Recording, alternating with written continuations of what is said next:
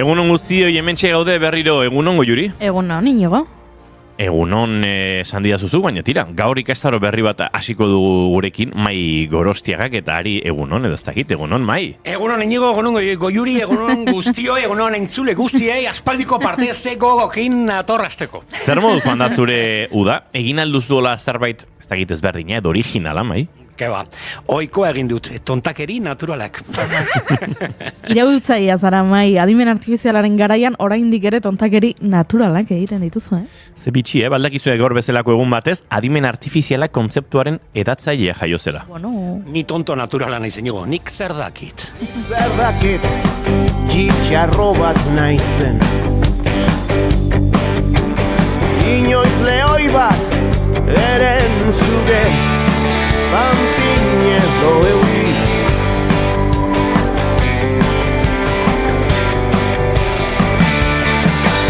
Danik zer dakit, zer den eskubide. Dirudi bensoia, egia, historia, histeria. Bai, Inigo, 1927an, jaio zen Bostonen John McCarthy, estatuatuar informatikaria. 1971 urtean, adimen artifizialaren inguruan burututako lan eta ekarpen handiengatik Turing saria irabazi zen. Berez, adimen artifiziala kontzeptuaren edatzaile izan zen. Termino hori, lehendabiziko aldiz, 1956ko Dartmoutheko biltzarran erabili zuen. 56an sortu zuen terminoa. Tontakeria aspalditik datorren, betianik gaude hemen, Bai, eta zuzara gure eternauta berria. Lotura 1957ko iraiaren lauean, Hora 0 semanal aldizkaria gertu zen Argentinan, eta bertan argitaratu zen lehenengo aldiz El Eternauta komikitira argentinarra.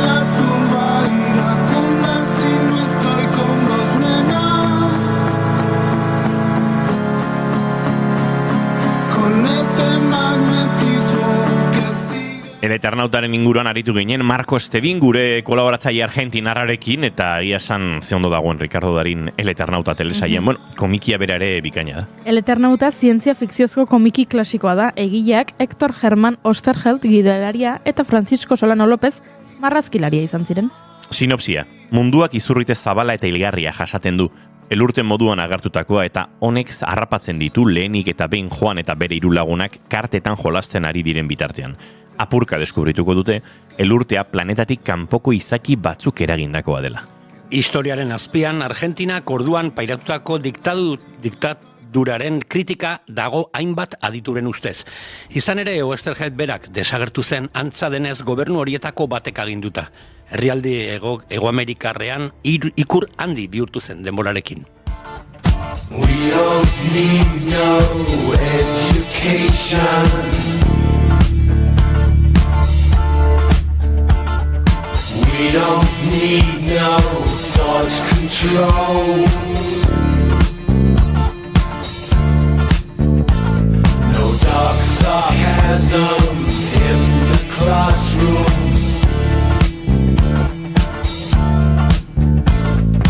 Teacher, leave them kids. Aizue, akiaso ikasturte hasteko polita litzateke tontakeria naturalari buruzko masterclass bat egitea eskola guztietan, ezta? Noski, entzun hau.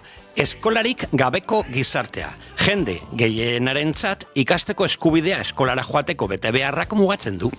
Baldakizuen nork esan zuen hori? Noski, Ivan Illich, austriar pedagogo eta filosofak, kapitalismoaren erakundei egindako kritikengatik ospetxo denak. 1926an jaio zen Ivan Illich mendebaldeko kultura modernoko erakundeekiko kritikoa. Hezkuntzaren, medikuntzaren, lanaren, energia erabileraren, garraioaren eta ekonomia garapenaren arloetako bere garaiko jardunbidei buruz aritu zen. Eta 1951 eta 1951an jaio zen Madrilen Rosa León kantautorea. Ia denek gogoratzen dute bere aurrentzako abestiengatik, baina ez dugu ahaztu behar bere protesta abestien garaia. Rezan las leyes básicas de una curiosa ética, que el hombre es una máquina, consumidora intrépida, compra electrodomésticos, dicen los nuevos místicos, es el gran signo de éxito del homo sapientísimo producto, consumo.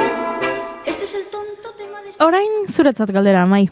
Nork esan zuen hau, antzerkiaren funtzio nagusia ikuslearen gandauden indar lotiak esnatzea da. Haien gatazkalarrienekin, desioekin eta obsesioekin aurrez aurre jarriz. Horretarako, elkarrizketa bigarren mailan uzten da eta gorputz hizkuntza azpimarratu behar da. Ze krudela. Ni krudela naiz? Ez, antzerkia, ankerkeriaren antzerkia, eta bere sortzailea Antonin Arto. Oso ondo. 1886an jaio zen Marseillan Antoni Marie Joseph Arto edo Antonin Arto. Arto frantses idazle izan zen surrealismoaren jarraitzailea, bere bizitzaren amaieran baztertu bazuen ere, eta ankerkeriaren antzerkiaren sortzaile izan zen oski. Lan zabal baten egila da literatura genero gehienak aztertzen dituena, arte absolutu eta guztizko baterako bide gisa erabili zuen.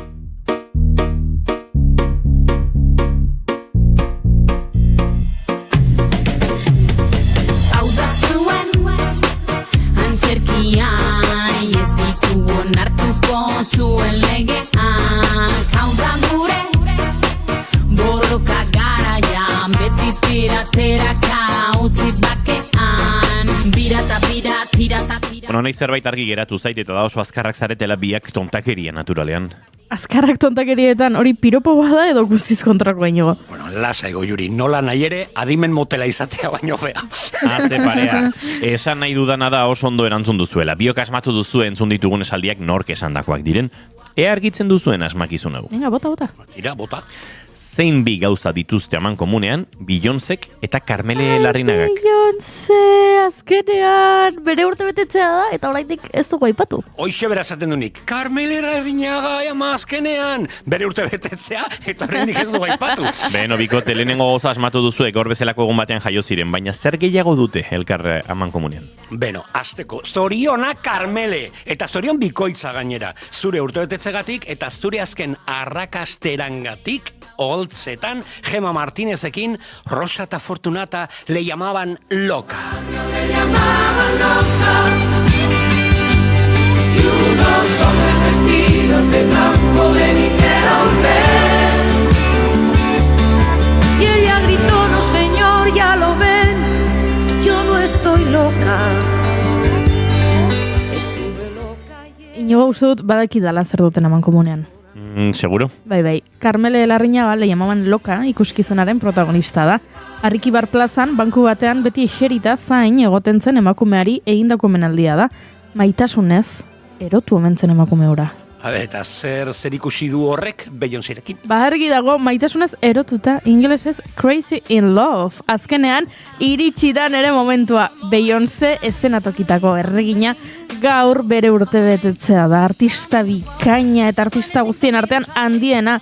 Abestia osortu zuen berak lehen bakarkako diskoan, Crazy in Love. No, I don't understand just how you love and doing no one else can. Got me looking so crazy right now. Your love's got me looking so crazy right now. Got me looking so crazy right now. Tonto natural bat eta ero bat. Ez da konpaini txarra programazteko, ez da inigo? Nos. Norra gehiago dator gaur, oze? Noski baietz. Loren Arango aktore eta sortzailearekin hitz egingo dugu, bere azken proiektua ezagutzeko. Eta Maite Tolosa abokatuarekin sare sozialen munduan murgilduko gara. Adierazpen askatasuna ala delitua. Hortxe dago koxika. Eta Joseba Goienola Berritxuko alkatearekin ariko gara, auzolanean osatu duten txondorraren inguruan. Eta maazti artean jaialdia ezagutuko dugu, ez da? Gastronomia, kultura eta natura uztartzen duen jaialdi gastrokulturala. Bihar hasiko da, aurtengo edizioa. Orduan, Beyoncé eta Carmele Larrinagaren baimenarekin hasi egingo gara, dozer? Ez kezkatu zure natural-tasuna, artifiziala delako. Azken finean, gu adituak gara tontakerietan. Egunon maitasun eroak, iraiak lauditu gaur eta osteguna da, ongi etorri guztioi bigarren kafera. Naiz irratian zarete.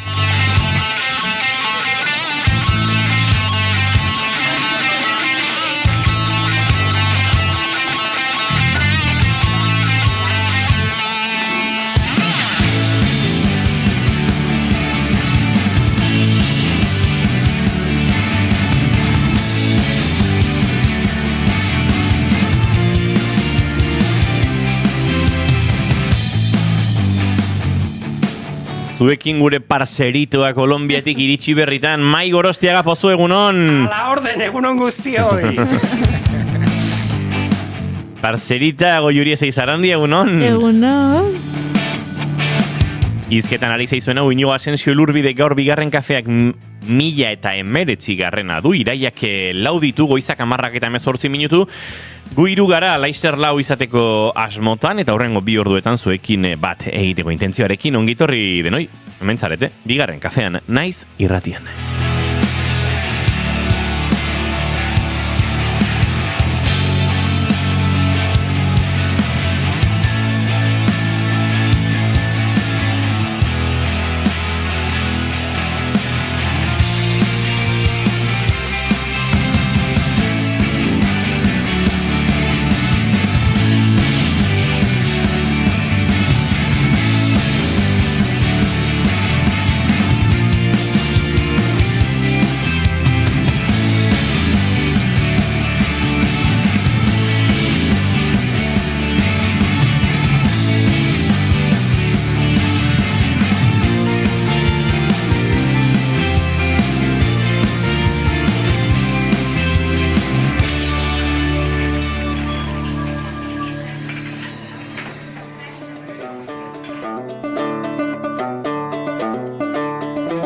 Goiuri?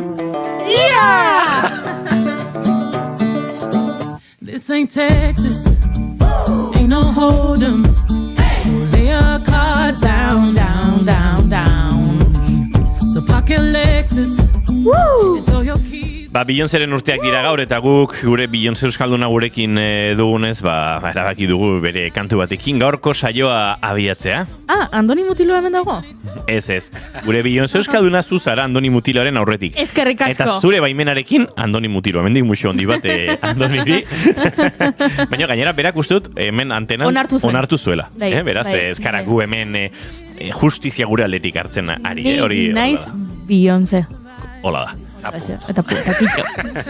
Mai Gorostiaga, zein da zure maite duta? Bueno, hainbeste ditu, zenbat aste etorri gabe, ez dakit luzein zait, Baina, nola ez dakit azken goindala 15 egun nola, egondakoa naiz Kolombian, ahozkotasunaren jaialdi batean, kontalarien jaialdi batean, Rio Atxan, Kolombiako iparralden, izugarri maite dut Kolombia, izugarri maite dut Rio Atxa, eta izugarri maite dut, Akuenta jaialdiak. Han bertan, ez dakit, sei ikuskizun bat olain nitun, eta azkena Rio Rancherias ibai ondoko kaiukoetan montatu ginen ipuina kontatzeko kontaldi guzti, jaialdikok, Guayu komunitatea ezagutzeko, eta errisketara juteko, eta bere hango palabreroa deitzen dela, bere komunitatean daukatela figura bat, dela kontalaria, eta bitartekaria ere, jendea juten da beraren gana, bere arazoekin, bere ezakit gatazkekin, eta ipuinen bidez, historioen bidez, saiatzen dela, hori bitartekatzen, adostasuna bilatzen, edo nola edo ala bideratu gatazka hori, el palabrero deitzen da figura hori, eta jaialdiaren ikurra eta ezagutu genuen hango palabreroa. Ikasi genuen, beraiek eskerrik asko eta ongietorri eta horrelako hitzak ikasi zituzten, eta nik ikasi nuen, guaiunaiki da hango hizkuntza, esaten anaiaguasi esan nahi du eskerrik asko, anaia eta ez dakit, zitzaian hain ez ezaguna egiten hizkuntza. Beraz, anaiaguasi, akuenta jai, mi esker eta maite zaituztet. We headed to the dive bar we always thought was nice. Hemen gure txatean egunon Mai ongi etorri dio Gorka. Katzu emakume batek esan zidan, ze kamiseta polita ondo gelatzen zaizu? Postal kolekzionisten kamiseta, ze ona. Mai, esaioz emakume horri etaia guztia dozkagula, helaraziko diogula. Nire maite duta da Galiziko jaiak, ze gozoa zanburinak, baina goxoa zan kafearekin ematea zerbait bitxurrota madalena bat. Gorka, earki garrizea, Por cierto, gora Palestina eta elkartasuna, zuk zer deritzo zu Iñigo? Zer esango dizuet, nire saretan ere atzo elkarbanatu nuen, iruditzen zait atzo herri bezala eta segurtasun sailburuari, bingen zupiriari iruditu zaionaren aurka, herri bezala duintasun lekzio bat eman genuela. Atzo erakutsi genuela badagoela, gauza oso oinarrizko bat gizarte honen DNA-an, eta da genozidio bat gertatzen ari den bitartean lastraketa ziklista baten garrantzia bigarren mailan geratzen dela. Eta hau diot, txikiratik ziklista izan, ziklista profesional izan nahi, ziklismoa maite duen, eta ziklismoa kontatzen duen, eta 14 urteetatik ziklismo karrerak mikrofono batetik kontatzen ibili den pertsona bat nahi zenetik. Bai, atzo Tom Pidcock eta Jonas Binego etapa garaipen hori jokatzen Bilbon ikustea ederra zitzatekeen, zalantzari gabe, baina asko zederragoa zitzatekeen etapa amaiera hori jokatzen ikustea, jakinik gazan ez direla gose ziltzen ari, ez direla tanke automatizatuekin, ze hori gertatzen ari da. Israeldar jende askok gaza txikitzea ondo ikusten du, baina gaza txikitzera bere burua joate horretan ere arazoak dituzte, armada osatzeko eta bestelakoetan, eta teknologiak ordezkatzen du hori. Azken egunetan bombaz betetako tanke robot automatizatuek txikitu dute hango gizartea eta hango jendea. Egoera horretan ziklismoak bigarren maila batean geratu behar du. Eta bigarren maila batean geratu behar du ulertu Oscar Freire munduko txapeldun hoiak, ulertu Carlos Verona Lidl Trek taldeko ziklistak, edo ulertu Jonas Binego turreko irabazle hoiak eta ziurrenik Vuelta a España irabaziko duen ziklistak. Noski etzaretela politikariak, noski etzaretela munduko gatazka ziurrenik historian izan den gatazkarik handienetako hau konpontzearen arduradunak, baina zuen lasterketa eta zuen kirola eta zuen jarduna eta zuen pedalkadak ari dira zilegitasuna eman nahian herri genozida bati.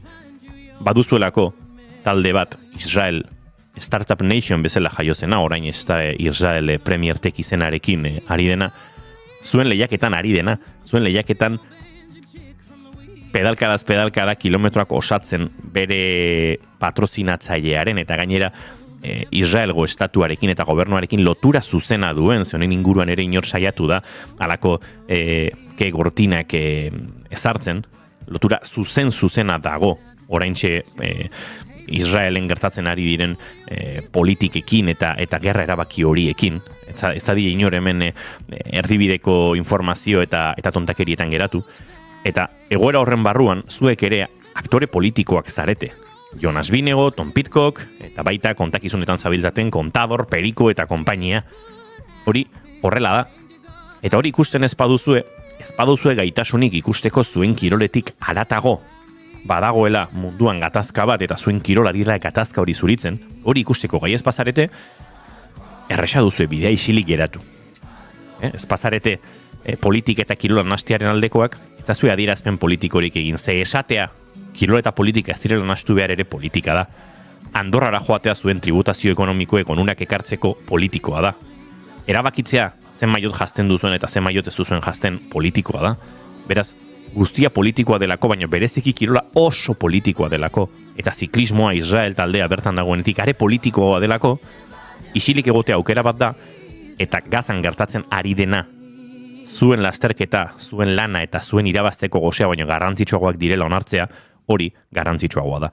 Beraz, egon lasai, egon isilik, ez palin badaukezue irizpide politikorik, eta bestela, beste ziklista batzuk egin duten bezala, Pello Bilbaok adirazi duen bezala, jarri duintasunaren aldean, eta esan Israelek boikota behar duela bere esparru guztietan. Eta exigitzen ibili gara boikota hauek Eurovisionen, Olimpiar Jokotan eta besteen bate egitasmotan. Baina bueltak ziurrenik aukera eman du Euskal Herriko gizartea mobilizatzeko, besteen bat gizartearen mobilizatzeko, ze Espainiar estatu guztian ere gertatu dira mobilizazioak, eta mobilizazio horren aurrean ziklistek aukera paregabea duzue, kazetariok ere aukera paregabea dute, eta dugu duintasunaren aldean jartzeko. Beraz, edo ez daukazu irizpiderik, edo daukazun irizpideak izan behar du, bizitzak balio duela gehiago zure etapa garaipena Bilbon ospatzeak baino.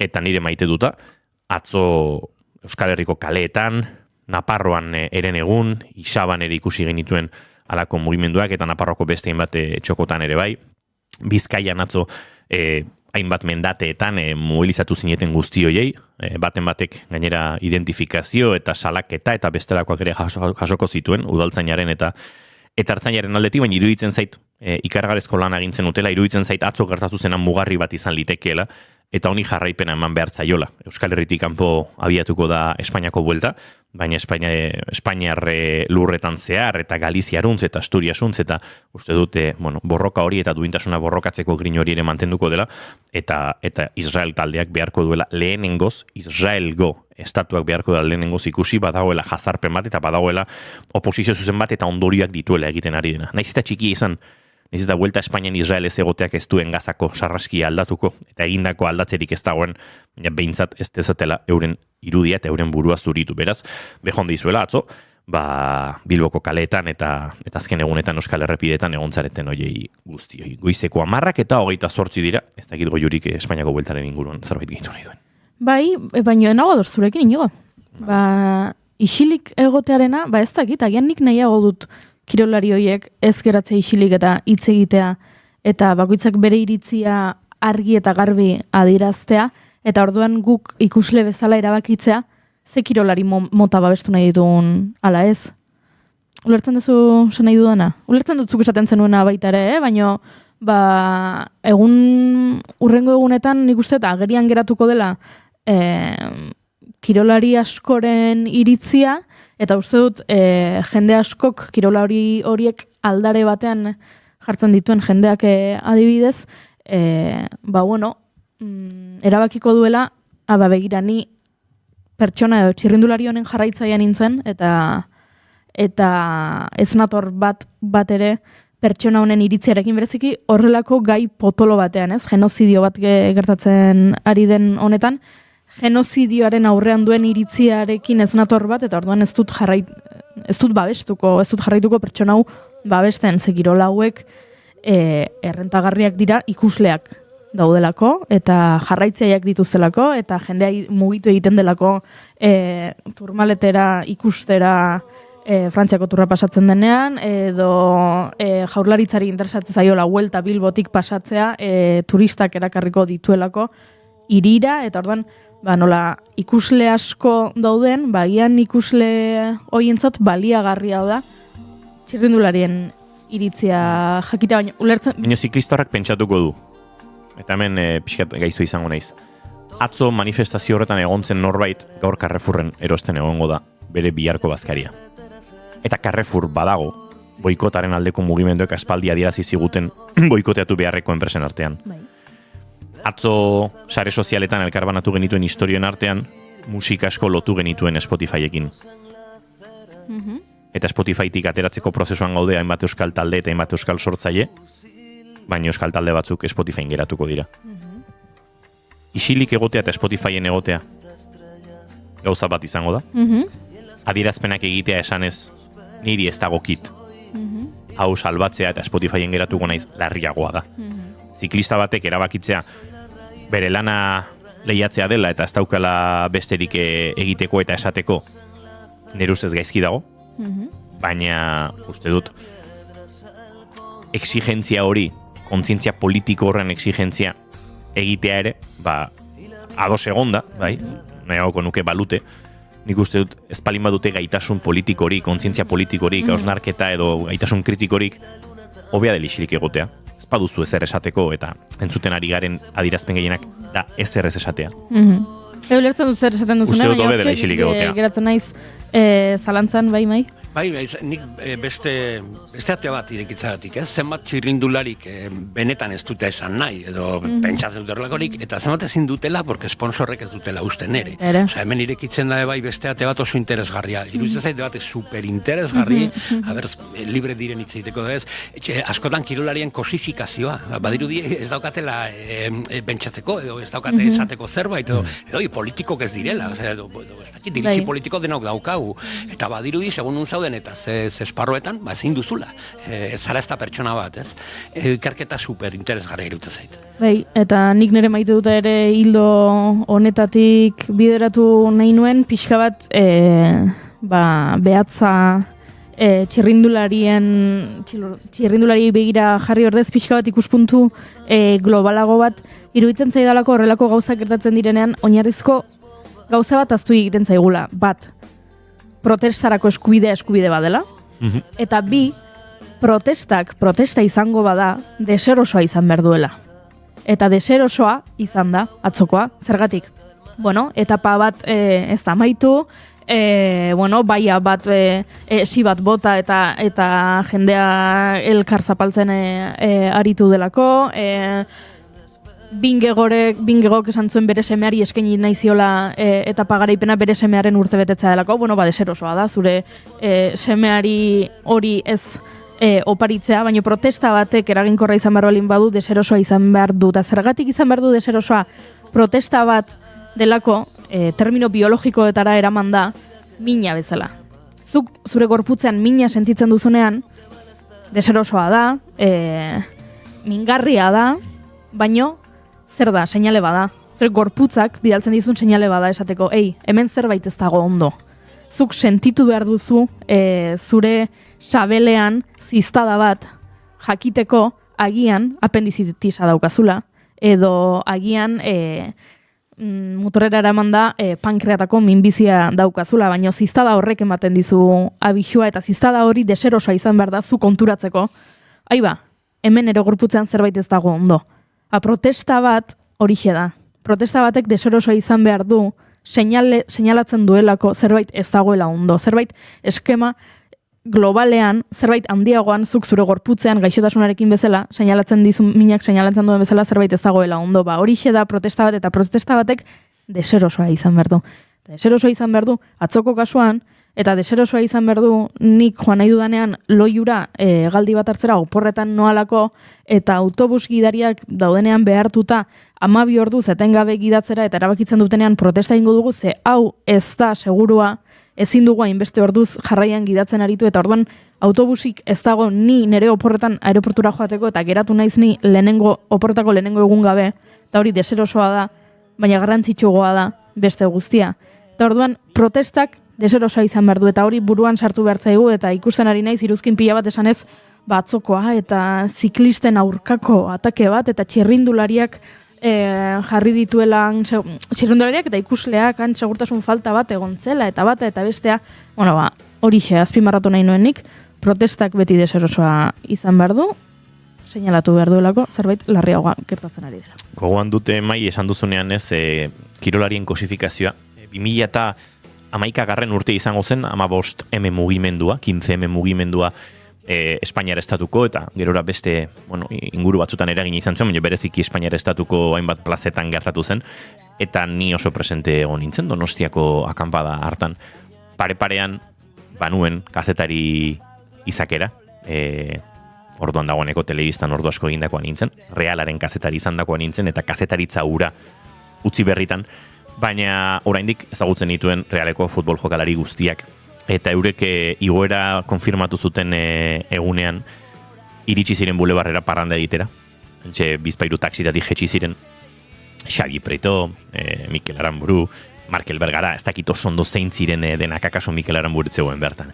Baina jokalari asko, eta ni antxene eguen errepidetik gertu, kanpaldiko ez dakit zertan genbiltzan, eta, zorionak, eta urritlu nintzen eurekin da. Eta denakan begira da, baina segiten duzu hemen, 4 aste genera matzan bertan. Eta Xabi Preto giratu zen, begiratu zien denei, eta zen, hostia, ez duzu ikusi 15M mugimendua plazatan dagola. Eta dena geratu ziren hola, pixkat, hostia.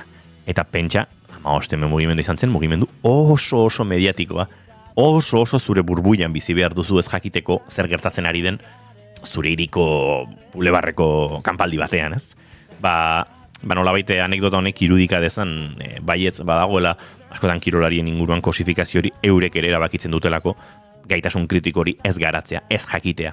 Eta uste dut, ez jakintasunaren aurrean, baino ulertzen dut goiorizuk ere diozuna, orokorrean ez jakintasunaren aurrean, isilik egoteak, erridikulu egiteko aukera saiesteak dakarrela, eta nahi hauko nukela batzuk isilik baleude, baina bai. Eta nik, momentuz, gaiari itxiera edo emateko, gomendatu nahi dut liburu bat, txirrindularitza zale asko egongo dira orain hau entzuten, egongo dira atzo gertatutakoari begira, Davideak jarraitzen, eta, txirrindularitzaren zalezareten guztiei, eta txirrindulari guzti hauei ez, hitz egin dutenei, eta hitz egin ez dutenei gomendatu nahi diet Bartaliren sekretua liburua, ze badakit Bartali askorentzat izango dela izango dela askok pentsatuko dutela erreferente hutsa zela, ez? Bartalik irabazi zituen 3 Italiako Giro, 2 aldiz Frantziako Turra, Italiako txirrindulari historikoetako bat. Ziur naiz atzo protestaren aurka azaldu diren askok ere Bartali izango dutela eredu bezala, Bartaliren sekretua liburua irakurri edo Bartaliren historia irakurri eta eskurrituko duzuen nola parte hartu zuen sare sekretu batean 800 judutar konzentrazio esparruetatik salbatzeko bere txirrindan, bere bizikletan gordetzen zituelako salbokonduktoak. Eta hain erreferente den Bartalik, ziur naiz, atzoko protesta, babestu egingo lukela. Ditugun lagun guztiei, gugatik dena, eman dutenei, askatasun gaizteari.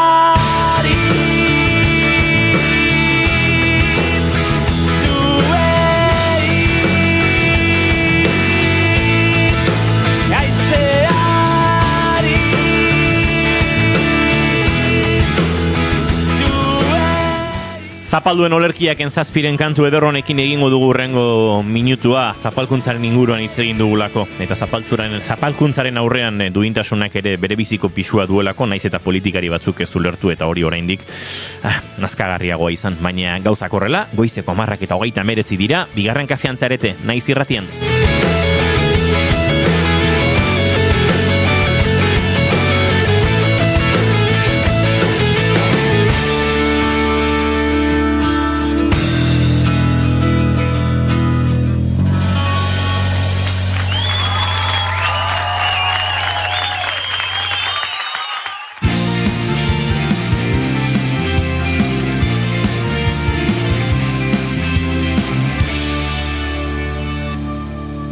Bigarrenak ez direlako beti okerragoak, bigarren kafea.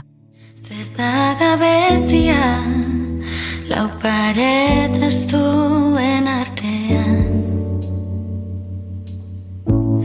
Gure aurpegiak beste batzutan bilakatzean. Ezin dut Iraia hasi da, eta hilabetearekin batera asko errutinara bueltatu dira. Ohiko etxera, ohiko gosaria jatera eta ohiko lanera. Udan etenaldia egin dugu bai, baina oporretatik bueltan gure lehengo bizitzara itzuli behar gara. Gu bezalaxe, uda aurretik irratsaio bat egiten genuen, eta udaren ondoren irratsaio bat egiten ari gara. Pozik nago bai, baina itortu behar dizuet askotan pentsatu dudala bizitza bat ez dela nahikoa nahi dugun guztia egiteko.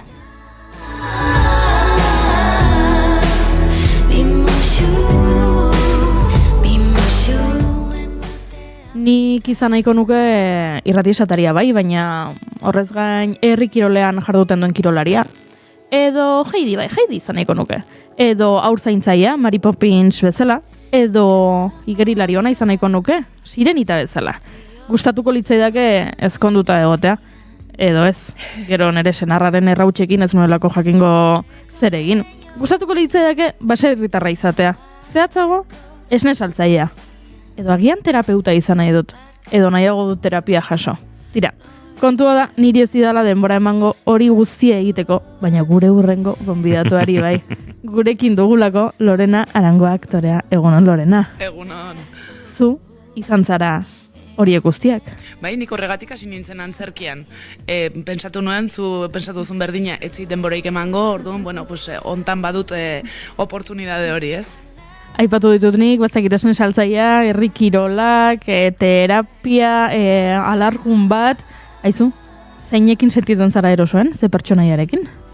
Bueno, denak amankomunean dutena da emakumeak direla, eta pues, puntu horretatik ez, ikuspegi horretatik saiatzen naiz ez. Bueno, ez dakit, deserosotasunak ere aurkitzen ditut bakoitzean, baino bai, eroso sentitzen naiz ere momentu askotan, oseak ez dakit zein aukeratuko nuken. Aipatu ditudan guztiak obra desberdinetako pertsonaiak dira, jada urte desente daramatzazulako zuk antzerki gintzan. Bai, bueno, gazten hasi nintzen, 18 urtekin edo hasi nintzen Nafarroko Antzerki Eskolan, eta hortik geroztik, pues, kursoak direla, ez direla, beti bili naiz, bai.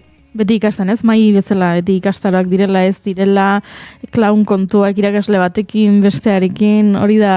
Koizitu gara elkar, ez dakit kastaro pare bat, Bai. Bai, eta sensazio berdinarekin, inoiz ez dugula jakin behar, ez? Eta beti hori da, beti arriskuan, beti zure konforgunetik kanpo, eta beti bueltatzen zara etxera, bai, nor esan dit hemen sartzen, ez? Ja. Begira, lehen esan dugu ez, protestak deserosoa izan behar duela, aktore izateko deserosotasun puntu bat behar da? Begira, niri beti gertatzen zait, estenatokira, edo, bueno, plazara atera baino lehen, beti pentsatzen dut, beni zertan nabila, hemen niri gustatzen zaidana da ikustea. Baina beti daukat sensazio hori. Baina behin hasita, lehenengo minutua pasata, jazta, ordon, bai, esatu da, bale, honengatik zen. Nik uste dut ez dakit zerbait deseroso izan behar du, baina bai deserosotasuna ondon zerbait izan behar duzu. Gaur justu Antonin Artori buruz hitzein dugu, ez? Gaur bere jaioteguna eta hori, eta egia da, diskurtsoa bakarrik oso ondo dago, katartikoa da, ez dakit zer, baina hemen akzioa behar dugu, mugitu behar ditu gauzak, zuk aipatu duzuna, bai, hori da rolloa, ez? Nola edo ala deseroso izan behar da, mugitu behar dela zerbait aldatzeko, zerbait egiteko. Hori oiua da, ez? Esaten, hemen zerbait gertatzen ari dela, hemen zerbait aldatu behar dela. Aipatu duzu, ateratzen zarenean, bueno, atera aurretik pentsatzen duzula, zer egiten dut nik hemen, nik ikusten egon nahi dut, eta ikusten zaudenean beste norbaiten antzerkiaz, pentsatzen duzu? Pues, kontrakoa. Nizerretin nago hemen ikusten, alako gauza bat, neri okurritu alzitzaidan. Eta ordan joaten zara gauzak ikustera, gustatzen zaizu. Bai, noski, bai. Bai, gainera pilo bat disfrutatzen dut, eta eski murgiltzen naiz gainera pilo bat, osea, sartzen naiz umeak bezala historietan, bai, eta bai, gustora jaten naiz. Ez nahi horren beste, baina bai, asko jaten naiz.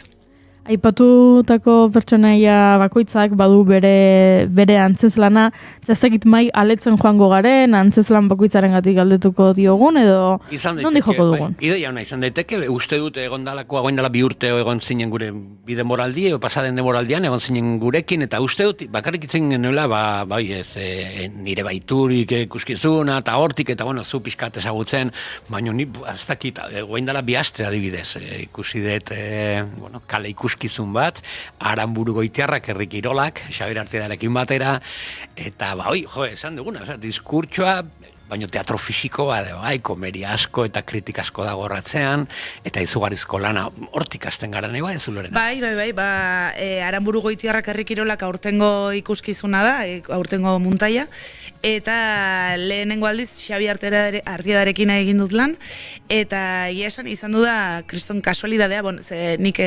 urtarrilean otsailean hasten naiz ja pentsatzen aberrudan zer egin behar dudan, eta ja prestatzen hasi, eta aurten banekien bakarrik enuela egin nahi. Eta hori, nire mutilarekin hitz egiten, da esan ziren, da zeinekin gustatuko litzaizuke. Esan nio, gustatuko litzaizuke pilo bat, Xabi Artidarekin egitea, baina dago topera, eskestiot ez da deitu behar, da hortik aste batera, berak deitu ninduen. Aizu Lorena, inaiz pentsatzen zerbait prestatzea, uda ontako, eta animatuko zilateken erekin montatzea, edo, ostras. Zer diren gauzak. Dituzu mikrofonak nire txan. Bai, eta hortan hasi ginen, eta naiz eta oso mundu ezberdinetatik etortzen garen, zenik klaunaren mundutik edo etortzen naiz, eta bera antzerki fisikotik gehiago, klauna eta antzerki fisikoa ere oso lotuta daude, baina, bueno, ere ezberdintasun hori badago, eta, pues, hasi ginen martxan aberri ideiak eta llegatu ginen lehenengo egunean, nik uste izan duzela, bueno, pues, begira niri gusten zaizkit hauek, ez azkenean erreferentzia pilo bat elkarrekin genituen ere bai, eta, tematik aldeetik ez dakizar, da, biak alegatu ginen batera, Herri Kirolari. Topera, bai, super gustora, bai. Joko asko ematen du, Herri Kirolak, Herri Kiroletatik abiatuta gauza asko egin daitezke. Claro, gainera, horren beste probaz berdin daudenez, eske hartu dezakezu edo zer gauz, bai, oso interesgarria da. Eta Lorena eta Xabier zuko guztia, atentzen di hortik. Ni atentzia etin, esan nola esaten dezu ez nuen bakarrik egin nahi uda honetan, eta askotan artistoek gerta ezaigu, ez? Igual alderantziz, bilizara konpaini batekin eta baten esaten duzu, zerbait bakarrik egin nahi dut. Zure kasuan zeba izaten da erabaki zerbait, zergatik esaten duzu jo, urrengoan bakarrik ez mesedez norbaitekin. Ba, begira, antzokitan eta edo saletan egiten duzunean, niri etzait horren besterako iruditzen bakarrik joatea, ze azkenean teknikoak badaude, antzokiko jendea badago, eta ez baduzu beste historia bat. Baino kalean bakarrik egitearena niri zaila iruditzen zait, ze azkenean ni herri txikietatik mugitzen naiz, eta herri txikietan oso rollo ona dago jendea edo zer gauz egiteko prest, eta hola, baino bada, klaro, zuk estenatokira edo plazara ailegatzen zarenera, klaro, bakarrik zaude, orduan zerbait gertatzen baldin bada, nik oso biluzik sentitzen naiz, eta oso gustora ere bai, ze baduzu alako improvisaketa edo zertarako, ez, atera daitekela, eta ez diozu kontuk inori eman behar, ez, baino, hala ere, bueno, pasaden urtean Jacinta Lapotra ikuskizunarekin bakarrik egondu nintzen, hasieran bakarrik hasi nintzen, eta gero teknikoan ere hiloba hartu nuen, tekniko bezala, eta begia esan gustorago. Eta gero ere bukatzen duzu, da kaina bat hartzeko edo bokata bat jateko etxera joan aurretik, pues baduzu norbait ere bai. Hori da, arrazoi haundiena eta potoloana, Zergatik, bakarrizketak egitetik talde antzerki egitera zergatik pasatzara? Bueno, eske gero afaria bestela. Claro, kainangatik, bai, kaina beste norbaitekin hartzeatik. Bueno, ez da lehenengo aldia beste norbaitekin aritzen zarena, aurretik ere aritutakoa zara, beraz, ondo moldatzen zara. Bai. Bueno, nahiko buru gogorra naiz, eta sortea izan dut, horren buru gogorrekin naizela elkartu, orduan, bueno, pues bai. Baino bai, ere baditu, claro, joku ezberdinak ateratzen dira beste norbaitekin estenan zaudela, eta bai, gustatzen zait egia esan, bai. Hor dago adibidez, Milagros eta Valentina lanean ere, bai. Hemen emakumeak ez eta lehen aipatu duan errautsak eta senarrak eta ideia hau nondi jaio zen, eta zure bikoteak kezkatuta dago. bi galdera. Nik ez dakit zer daukadan eriotzarekin, baino olako zerbait beti ateratzen da zerbait. Kasi obra guzitan. Milagros eta Valentina Aintzane Balestenarekin, Iruñako neska batekin egiten dut, eta, bueno, bai Aintzanerekin aspalditik ezagutzen ginela, zirko eskolan, bain dela igual 20 urte ezagutu ginela, eta bai bagenuen grina hori ez, elkarrekin lan egiteko edo behintzat jolasteko. Eta elkartu gara, maiekin gainera, adibidez, egon ginela ikastaro batean, Pepa Planarekin, eta egia esan, kriston, feedbacka edo gineukela ez. Eta, bueno, hasi ginen probatzen, eta egia esan, ez daukagu nahiko pedrada antzekoa, eta hori, ez dakit zergatik, baino bagenukan argi biek, ginela, bi emakume alargun, bere gizonen historiakin zerbait gertatzen zela. Eta, bueno, pues, hau bai hasi ginela, prozesu hau irandu zuen kasi 4 hilabete, eta improvisaketekin atera genituen gauz guztiak egia esan. Bai, hau, beste gai superpolita hitz egiteko, ez, klaunean, eta horrelako ikuskizunetan, askotan gure sorkuntza prozesu naturalak, hoxe dira, ez, gai bat hartu edo zerbait hartu, improvisatu, deskartatu, noiz benka argitxo bat agertzen da eta juten da finkatzen, baino ez da, antzerki ohikoaren bezala, testu badagoela eta testu horren gainean osatzen dugu gure antzeslana. Gogorrak dira horrelako, zuen kasuetan horrelako prozesuak, bajoiak daudela. Ba, begira, nik antzerki mundutik etortzen naizenik, osea, bueno, klauna egin dut beti, baina, klaro, antzerki eskolan ikasi nuen, eta hor bai emate dizkizutela pauta horiek, ez, bai gidazteko, edo bai gidoitxo txiki bat egiteko, eta bai nik elkartzen ditudala biak. Improvisaketa, baina improvisaketak egiten ditut tematika batekin. Orduan, bai nahiko lotuta daudela biak. Orduan, nik uste neri behintzat errexago egiten zait horrela, ez? Lehenengo ideia buruan daukagu, gero paperean idazten dugu, eta gero estenatokian jartzen dugu, eta hortik improvisatzen dugu. Baina bai paperean zerbait badagoela. Eskema potente bat, eta horren gainean improvisazioen bidez, estena horiek osatuz. Bai, behintzat badakigu nora ailegatu nahi dugun. Gero, horrera ez bagara ailegatzen eta beste puntu batera joten baldin bagara, pues primeran, ze hortan ere gauza asko aurkitu daitezke, baino, bai, zerbait, osea, pues base bat edo, bai. Baina, ni Milagros eta Valentina guaitik ez dut ikusi, baditut aukera gertu, Bai, noski baietz. Egongo gara Nafarroko Antzerki Eskolan urriaren 3 eta 5, 3 euskeraz egingo dugu. Hau, joatera animatzen diren guztiei, jakizue prozesu guztia euskeraz egin zela. Osea, obra hau euskeraz montatu zen eta gero erderatu genuen. Eta hori, Nafarroko Antzerki Eskolan gaude urriak 3 eta 5, Milagros eta Valentinarekin. Orduan hori, animatu. Etorri zait burura, aipatu duzuenean, nora joan zenekitela, eta gero ez dakizula nola iritsiko zaren nola, pixkat bertsolaritza bezala, ez? Azkeneko puntutik ikasten zarela, edo gaia botatzen dizutenean, bukaeratik hasi, eta gero beste guztia eraikitzen dezula, ez? Hori esaten dute, bertso eskoletan behintzat hori irakusten dute, eta pixkat formatu berdina iruditu zaidu gara. Nora iritsi nahi dugu eta gero beste guztia osatuko dugu, ez da? Bai, hori esaten dute ez, bertsolarik, nik egin nuen kurtxo bat, hola, bertsolarien historian, baina... Hori ere bai, beste ikastaro bat. Interesgarri oso, Eta, superinteresgarria iruditzen zitean, azkene, osea, lehenengo, pentsatu behar duzun lehenengoa azkenekoa da. Osea, amaiera da, ez? Eta amaieratik hasita, eta bai, nik uste antzerkian ere horrelako zerbait egiten du, nik hasierak eta bukaerak beti dakizkit. Montaje bat hasten dudanean, bukaera badakit nola bukatu nahi dudan. Baino, klaro, erdiko hori da, improvisatu behar dudana edo aurkitu behar dudana. Ni asko identifikatzen naiz honekin, sorkuntza prozesu hauekin, baita ere kontalaritzan bai, bakizun da mapa, historiaren mapa hitzen dela, ez? Bukaera, hasiera eta ez dakit, etapa pare bat edo geldir pare bat, eta hortik pasa barzara bai, eta sortzean, igual, atzetik aurrera, sortzen gauzak, bai. Bai. Ida prozesu politia izaten dela. Bueno. Kanturik ez bada nondik hasiko gara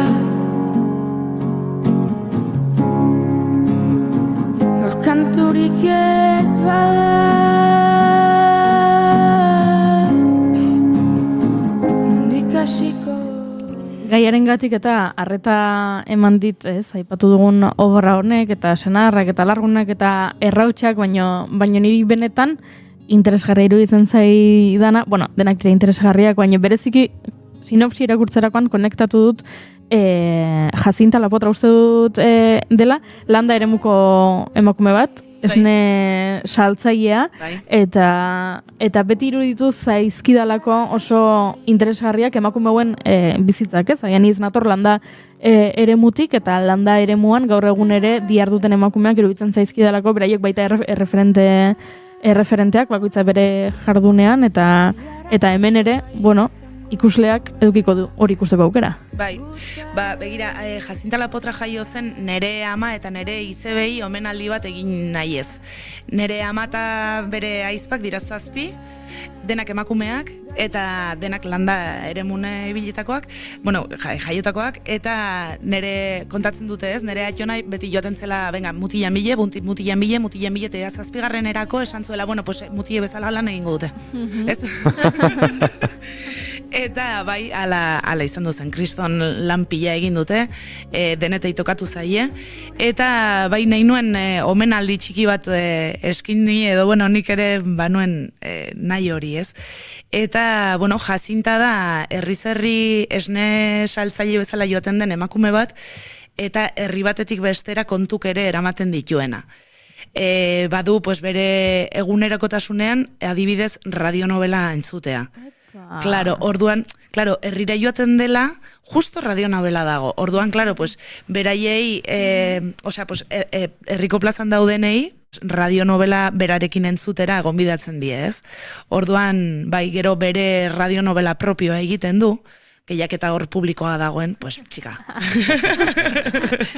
Bai, eta hortan gonintzen neska batekin lanean, ni bakarrik nago estenatokian, baino bai izan nuela zuzendaritza bat, Sandra Agerri, eta Faiokoa bera, eta antzerki fisikotik dator ere Sandra, eta landu du genuena pilo bat ziren pertsonaiak. Orduan, Jacinta pertsonai nagusia da, baino ateratzen dira horren beste pertsonai, ez? Pues, herriko beste emakume bat, egiten dituena kremak, edo hortan ikullura joaten zaion tipo pelma bat, ez? Edo, bai, alakoak. Eta zer esan dizute zure amak eta zure izebek eta ikusi dutenean? Pues asko gustatu zitzaien, egia esan, bai. Bakarrik estreinurako egin nuen, 7 pertsonai berezi ateratzen ziren azkenekoan, eta beraiek 7 ziren. Bai, eta, beraiei egin nien, eta jazta, hortxe gelditu zen, bideoan grabatuta, baina bakarrik estreinuan egin nuen. Jo, ze polita aukera hori edukitzea baita, ez? Zuk zure bizipenetatik abiatutako zerbait sortu eta bizipen horietan protagonistak direnekin elkarbanatzea. Bai. Hombre, beti ere, nire iritzitz behintzat, distantzia pixko bat hartuz. Ze zurearekin estenan murgiltzen baldin mazea, hostias, niri peligroso iruditzen zaitu. Abeslari batzuk ere hori esaten dute atzo ikusten nuen elkarrizketa bat, zein zen. Aitan abeslari, abeslari ora pop espainol deritzonaren oraingo baztakitez, erakusle potoloetako bat, eta berak esaten zuen, berak beti abesten duela, eta abestiak idazten dituela, berari gertatutako gauzetatik abiatuta, eta orduan bere bizitza dena kontatzen duela, eta joan zinen, edo adarra jarri zen izkidan, edo nik jarri nizkizun, eta orain zurekin bueltatu, eta dena kontatzen duela, eta aitak deitu ziola esateko, aitana mesedez urrengo diskoan posible dezu zerbait asmatu eta ez kontatzea zure bizitza. Kezkatuta nago eta beak esaten ziola. Baita baina nik ez dakit beste, nik hortik sortzen dut, eta ez dakit beste nunbait asmatu egin beharko nuke, eta egian ez nuke sentituko hain ere abestia, eta aitak esaten ziola. Baina eske dena eta zenteratu gara. Eta ora, zure bizitza zure sekretu guztiak dakizi zure diskoa entzun dugulako, baina begira, bai, sortzaile batuentzat distantzia berrezkoa da, eta beste batzuk ez dakite distantzia hori gabe sortzen. Bakoitzak daukanarekin edo, lan egiten du, ez, orduan, bai. Baina, bai, neri, behintzat, neretzako behintzat ez gustatzen, bai. Eta horra askotaz ari gara, baina ikusteko aukerak aipatu dugu Urriak 3, eta Urriak 5, aukera gehiago, beste obrak ikusteko? Bai, irailan ere badituzue. Bai, Aranburu Goitiarra gaudela bihar igoan, 8an Bidaurretan, gaude ere 27an Gulinan, hauek denak Nafarroan, bagaudere Milagros eta Valentinarekin Izurtzan Gertu festen, egiten dutela alako asteburu bat oso polita, Milagros eta Valentinarekin hori, eta baita Lezaunen Milagros eta Valentinarekin, 20an. Jokerrez banagoe bai, El Paraíso Lo Roto, Xabilarraekin, Pep Vila zuzenduta, hortik bidean ere. Bai. Eta, ez dakit, etzi badago, ekitaldi berezi bat. Bai, pues, historia guzti honekin, elkartu gara hainbat artista edo, musikariak, antzerkilariak, margolariak, eta egin dugu egun batean, irailak 6an, dela larun bat hontan, Izurdiagan egingo dugu, Irurtzunen alboan dagoen herri txiki batean, Palestinarekin elkartasun eguna. Hau hasi zen, nik antzerki egingo dut, nik kontzertu bat egingo dut, egin dezakegu bazkari bat. Eta azkenean haunditu da, jende pilo bat apuntatu da, jendea gogo askokin dago, eta hortan jartzen dugun bezala, maitasunez, amorruz eta artez egindako zerbait da.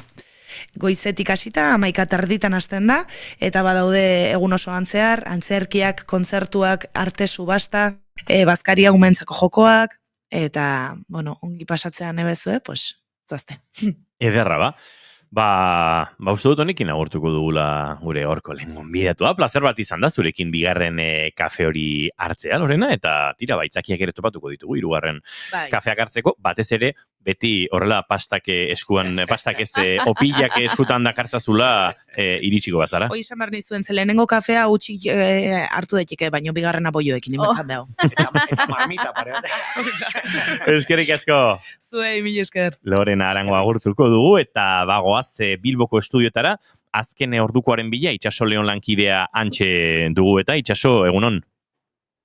Kaixo egunon, azken orduko honetan, kontatu behar dugu 13 urteko mutiko bat larri zauritu dela ostegun goizaldean bilatuertako Regatxo de Arantzadia paraje inguruan, landa bide batetik zijoankoa da bidetik atera ostean. SOS Nafarroak jaso du ezbeharraren berri ostegun honetan, goizaldeko 12:30 aldera izan da eta berehala gerturatu dira osasun langileak eta Lizarra eta Iruñeko foruzaingoa. Ambulantzian larri eraman dute adingabea Nafarroako Unibertsitate Ospitalera politraumatismoak baititu. Ambulantzian larri eraman dute eta foruzaingoak jakitera eman duenez mutikoa zainketa berezian gelan dago eta gertatutakoa argitzeko zabaldu du.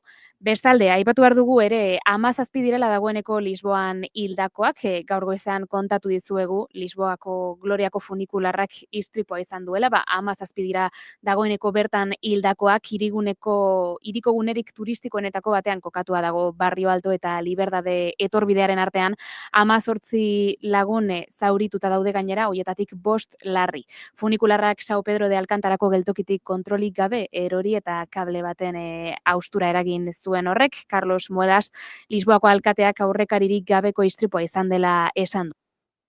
Estamos todos no terreno a tentar aqui socorrer as vítimas deste trágico acidente para a cidade de Lisboa. Istripua ikertzen ari dira dagoeneko, baina agintariek azpimarratu dute lehentasuna biktimak artatzea dela. Eta beste kontu bat, bueltaren protesten inguruan aritu gara, esan behar dugu aske geratu direla ostegun goizonetan bueltako etapan atzokoan Bilbon atxilotutako 3 lagunak ertzaintzak adierazi duenez. Israel Premiertek taldearen parte hartzearen aurkako protestengatik Espainiako bueltako etapan Bilbon atxilotutako 3 pertsonak dira. Polizia izapideak egin dituzte dagoeneko eta epaileak noiz deituko zain daude orain. Mobilizazioetan gainera beste 5 pertsona ere identifikatu zituzten. Hoiek orain arte esan ditzakegunak eta 12etan informazio gehiago. Eskerrik asko Itxaso Leon, esan da bezala informazio gehiago eguerdiko 12etan, hementxe naiz irratian, guk orain aurrera egingo dugu, eta segituan, gure hurrengo kolaboratzailearekin ere hariko gara hementxe zuekin.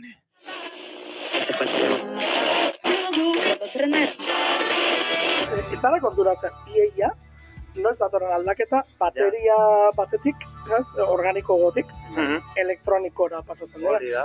Eguerditan irekitzen dugu musikariako mikrofonoa. Euskal musika eszenaren berritasunak ardatz. Kaixo, Fermin. Opa, kaixo. Aritzartola, Gabon. Kaixo, Gabon. Dire Hernando Muñoz, Inigo Etxarresistiaga. Gabon. Gabon. Aurkezpen berezirik ez du behar, baina aurkeztuko dugu Ruper Ordorika, hemen daukagu gurekin. Gabon, Ruper, zer moduz? Ondo, eskerrik asko. Josune Arakistain eguerdion. Kaixo, eguerdion. Zer moduz zaude? Osondo? Bai, egualdi honekin, eta kantu berri ateratzen, eta... Bai, dena ondo. Anari Alberdi Santesteban, Azkoitiarra, eta hemen daukaguna. Kaixo, Anari, zer moduz? Kaixo, ondo. Eta gauero, 10:00 aurrera, musikarien lanei behar duten tartea eskaintzen diegu. Musikaria, egunero, eguerdiko 12 eta 4 eta gaueko 10:00. Naiz irratia. Naiz irratia. Aulen kontra izeneko kantu horrekin. Kontrola. Barkatu. Ondo izuela Iker. Hasi zara? Aspaldi ez nuela esaldi hori entzuten. Pertsona hona naiz. Endabiziko kantu honetan, Aulen kontrola honetan, entzuten da gitarran flangerrazo bat. Feixerra da? Bai, ez duzu ondo egin zure lana. Bera gustatzen zait. Hemen ikasi egiten dugu. Zein da flangerraren eta feixerraren arteko desberdintasuna? Nik feixerra dutela. Oso antzekoa. Bai, efektu antzekoak dire, baina, ez dakit zehazki zein den. Bai, ze badut inguruan lagun frikiren bat, Xabiron izena duena. Xabiroi. Ordunen ere, jotze duna. Tardezka, ordunen jot, bai, monok ezin duenean Xabin etortzen da. Eta berak esango, erantzungo lizuke zer den, baina nik. Bestela YouTubeen Ego Amerikarren batek ziur nago erantzuna dakala horretarako. sakonegiak dira euskal entzule medioa ulertzeko. Orduan, bueno, jarri lerro pare bat eta listo. Medioak. Ez da. Ergatiboa. Egia da. Bai, barkatu. Jode, ez dut euskarako. Gauza bat aitortu Gauza bat aitortu Claro, Bizkaian izan nintzen bizitzen eta gauza bat aitortuko ez dut. Iaz, Gazteako C2 maila eskuratu nuen eta... Gazteako? Gazteleakoa. Gaztelerako. Gazteako C2 maila eskuratu nuen eta euskarakoa ez. Hortaz, oaingoz, euskarakoa lortu arte puto español de mierda. Naiz irratian hitz egiteko entzun egiten dugu.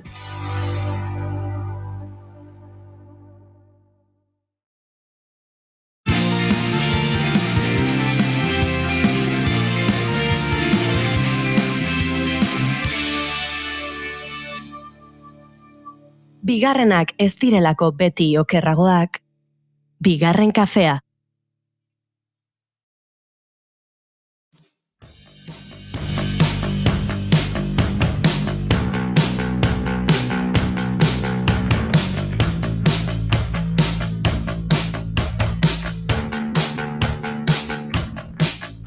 Orain, garena, ez gara izan ginena, baina hori du bidea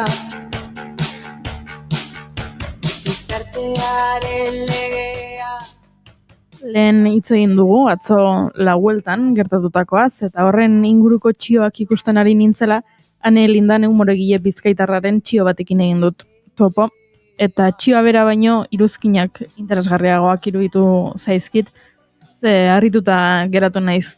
Hementxe irakurri ditudan lehenengo hiruak. Tus muertos, pedazo de puta etarra de mierda. Eres puto retrasada, ¿qué cojones tendrás en la cabeza? Puta, su normal de los cojones. Edo lasaiagoa dirudiena, baina niri beldur gehiago maten didana, pues yo me la tiraba. Hori du bidea gizartearen legea. Egia da, azken urteetan, sare sozialak iritziak elkarbanatzeko gune publiko nagusi bihurtu direla. Lehengo Twitter, gaur egungo Isa edo TikTok bertan erabiltzaileak ideiak, kritikak eta eztabaidak zabaltzeko erabiltzen dira. Baina denak ez du balio, hori argi daukago. Noraino eman dezakegu iritzi interneten lege arazoetan sartu gabe. Ze agian hori bururatu zaio behin baino gehiagotan anelindan berari eta iruzkinak hartzen dizkiotenei. Honen inguruko zalantzak argitzeko eta adierazpen askatasuna eta delituaren arteko muga non dagoen arkitzen saiatzeko behintzat, Ema abokatuakeko Maite Tolosa dugu gurekin, egunon Maite? Egunon. Haze gai potoloa ekarri duzuna gaur. Bai, potolo xamarra ez. Zuk ondo esan bezala, denok daukau iritzia emateko, zerbaiten inguruan edo kritika bat egiteko, protesta egiteko eskubidea, adierazpen askatasuna ez, izango litzatekena, gaina, azken urtetan, bai, sare sozialek izan duten gorakadakin, honek erraztu egiten du idena egin ahal izatea ez, baina, klaro, errazte hortan baita ere, askotan sortzen dira, arazoak edo marra gorriak haustea, zenoski adierazpen askatasuna ez da eskubide absoluto bat, bere mugak dauzka, izango litzatekela gainerako pertsona edo kolektiboen irudirako, intimitaterako eskubidea, besteak beste. Eta, garai baten, taberna baten, barra baten bueltan egiten ziren komentarioa, gaur egun sare sozialetan egiteak baita albiratzen du, zure kritika edo hate hori zuzenean beste pertsona bati, zuk ondo esan bezala, lindaneri gertatu zaion bezala, ez? Komentario horiek jasotzea, baina, argi uki behar dagana dela, denak ez dula balio, pantalla baten atzetik olako komentarioak egiteak. Gaina taberna batean barraren ertzean esaten duzuna, gian unean esaten duzu eta hitz horiek desagertu egiten dira, eta idatzi zuzten duzuna, ez da desagertzen. Zein dira sare sozialetan gehien gertatzen diren delituak? Kodigo penalan arabera hainbat delitu izan daitezke, multzo desberdinetan banatzen dienak, eta noski larritasunan arabera zigorra handiagoko txikiagoak daude. Nik, gaur egun sare sozialetan gehien errepikatzen dienak aipatuko ditut, Alde batetik dauzka, denok entzun izan diteun gorroto delituak ez, dela, pertsona edo kolektibo jakin batzuei zuzendutakoak, izan erlijio, arraza, sexu identitate, o bestelako arrazoiengatik, eta esaterako, duela gutxi Torrepatxekon Murtzian gertatutako auzian arira, adibidez, egun bakar baten 184 igozian mezu arrazista eta xenofoboak sare sozialetan. Beste alde batetik egongo lirateke irainak eta kalumniak. Irainak izango lirateke, norbaiten kontrako afirmazioak baitea, norbait lapur badala esatea adibidez. Kalumniak izango lirateke norbaitei gezurra izanik delituak leporatzea. Hau batez ere prentsa arrosan munduan asko erabiltzen edo gertatzen dian delituak dira.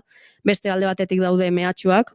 Mehatxu hauek, publikoako pribatuak izan daitezke, baina berdin du nun egiten dian azkenean, zigorra bai euki dezakete. Beste bat izango litzateke sekretuak agerraraztea ez, konversazio pribatuak edo beste pertsonaren baimenik gabe bere datuak eta kapturak eta barri gotzea.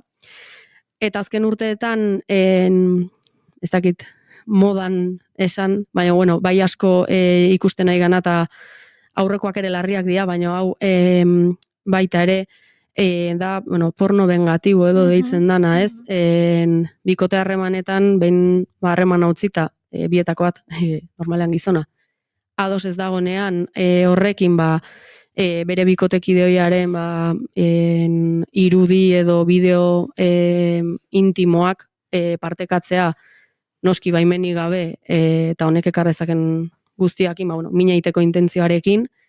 Eta azkenik, eta batez ere sare sozialek gaur egun momentuz behintzat ematen du regulatuko dutela, edo beharko lukete edo esaten dute egingo dutela, da identitatea ordeztea, ez? Azkenean nahiko libre dago oraindik, ez? Zu perfil faltsu bat sordezakezu, beste pertsona bat bazina bezala, eta, hau ere delitu izan daiteke. Eta legearen aurrean kontuan hartzen da humorea, hau da, memetik egiten duzun, broma bezala egiten duzun, ze orain aipatu duzun azkeneko honekin, burura etortzen zait, ez dakit, Andreño Murga Twitter kontua, Murga sailburuaren parodia egiten duena, edo Isabel Díaz Ayuso presidenta Kuki, dala Isabel Díaz Ayusoren parodia kontu bat Twitterren, eta dena, txantxetarako... Enuki urrundu nahi gaia seriotasunetik, baina Isabel Díaz Ayusok parodiarako perfil bat sortzeko beharraz dauka. Bai, askotan begiratu... Nahiko parodikoa da, bera, ez? Ni gertatzen zait, batzuetan, noski kontua da, nola parodia kontu baden argazkia berbera dela, ez? Bi kontuetan, eta orduan, batzuetan, begiratu egin behar dut, parodian zauden edo benezkoan. Bere kontu ofizialetik ari den txiokatzen, edo parodiako kontua den, eta askotan bere kontu ofiziala da. Atira, horiek ere orduan, delitu izan daitezke? Izan daitezke, askotan beti bueltatzen da aldian behin umorean inguruko mugak nun dauden, ez? Noski, umorea baimentzen da, baina, muga egongo litzateke beste pertsonan duintasuna o intimitatean, ez? Azkenen beti erabakitzen duna epaile bat da. Orduan, ikusi beharko litzake ez, ze kontestutan, zer egindan. Egia da, umorea gehiago baimentzen dala, baina, eta igual ez dago nik hau oso ondo esatea, baina dependezinek egiten duen baita ere asko baldintzatzen du, ez? Adibidez, hor dago denok ezagutuko dugu rapero baten kasuan, non monarkiari, kritika, edo, umore puntu hortatik, ez?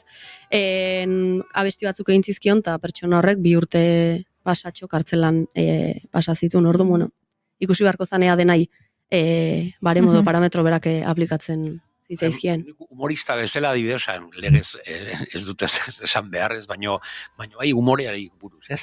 Nik uste dut humoreari egiten dugunean, edonor argi dago humorea dela. Gero, zure gustokoa da, edo da zure gustokoa, edo mingarria da, edo ez da mingarria, hori beste bate da. Baina uste dut, argi dagoela parodia dela, edo gehienetan gora begira da.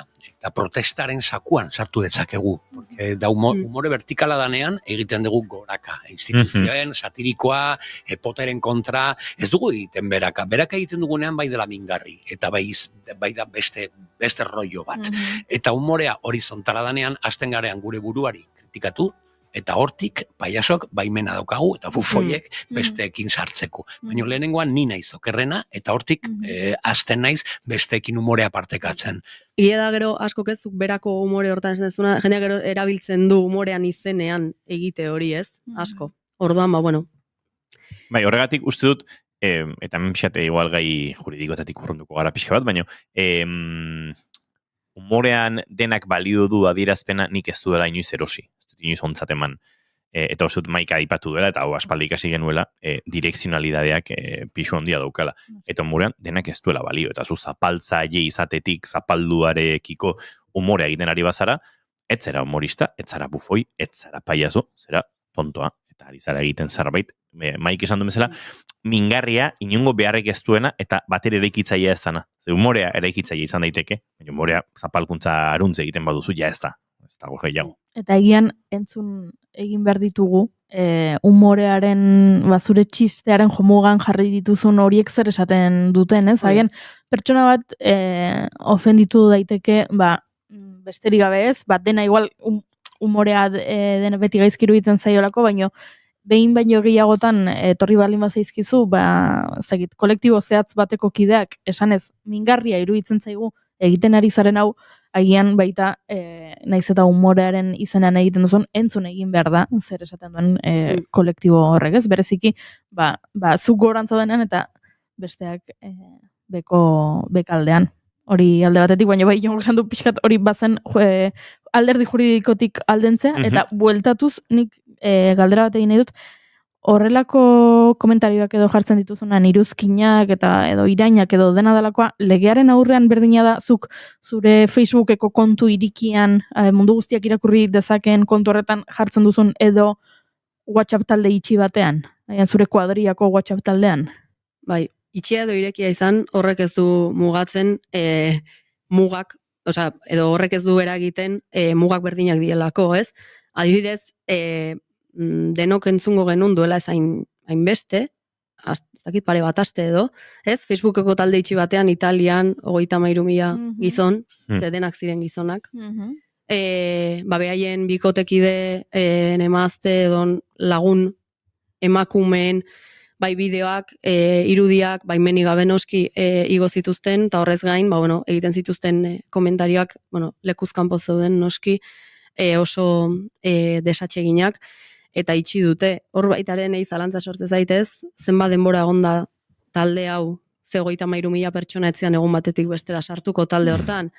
Nik ustez Facebookek euki beharko lukela filtro gehiago, edo ez dakit nahi izan balu esan, baina bai lehenago itxi beharko zukela kontu hori, ez ikusiko da ze gertatzen dan, baina olako gauzak, eta hori atera dalako, baina seguro. Pentsatzen dut, osnarketa hau egin dela, eta berriro gai juridikotatik urrunduko naiz pixka bat, baina 30.000 gizon bertan sartu badira. Kate hori hilabetetan gertatu da, 30.000 aukera egon dira, gizon batek esateko, ze mierda da hau salatu egingo dut, eta hau bukatu egin behar da. 30.000 aukera galdu. Berdinak gertatu zen Giselle Pelikoten kasuan, ez? Azkenen egintzen epaiketa eta hainbat bortxatzai, hitz hori erabiliko dut, eseri ziren epaiaren aurrean, baino ikusi zuten, bazeudela gizon asko, bazekitenak hori gertatzen ari zenak, eta ez zutenak aukera aprobetxatu, baina ez zutenak ezer esan. Eta gainera, pertsona honen papera egiten zuten, ez? Niri eskini zidan Dominik Pelikotek Giselle bortxatzea, eta ez esan nuen, orduan ni ez nago zaku horretan baina ez zenuen deitu poliziaren gana esateko, aizu, hau ari da gertatzen. Hoi da, ez duna balio da esatea, ez nik ez nekin nahi bidalintziaten, nahi ez dakizet, eta zuk ondo esan bezala, Giselle Pelikot kasua esan da, Baina bai gustatuko litzaiake beti emakumean izena esan beharrean Dominikena esatea, hori gehiago egia da. esango balitz, Giselle mundu guztiak dakigu zein dan, eta askotan gizonan esan dezu, Bai.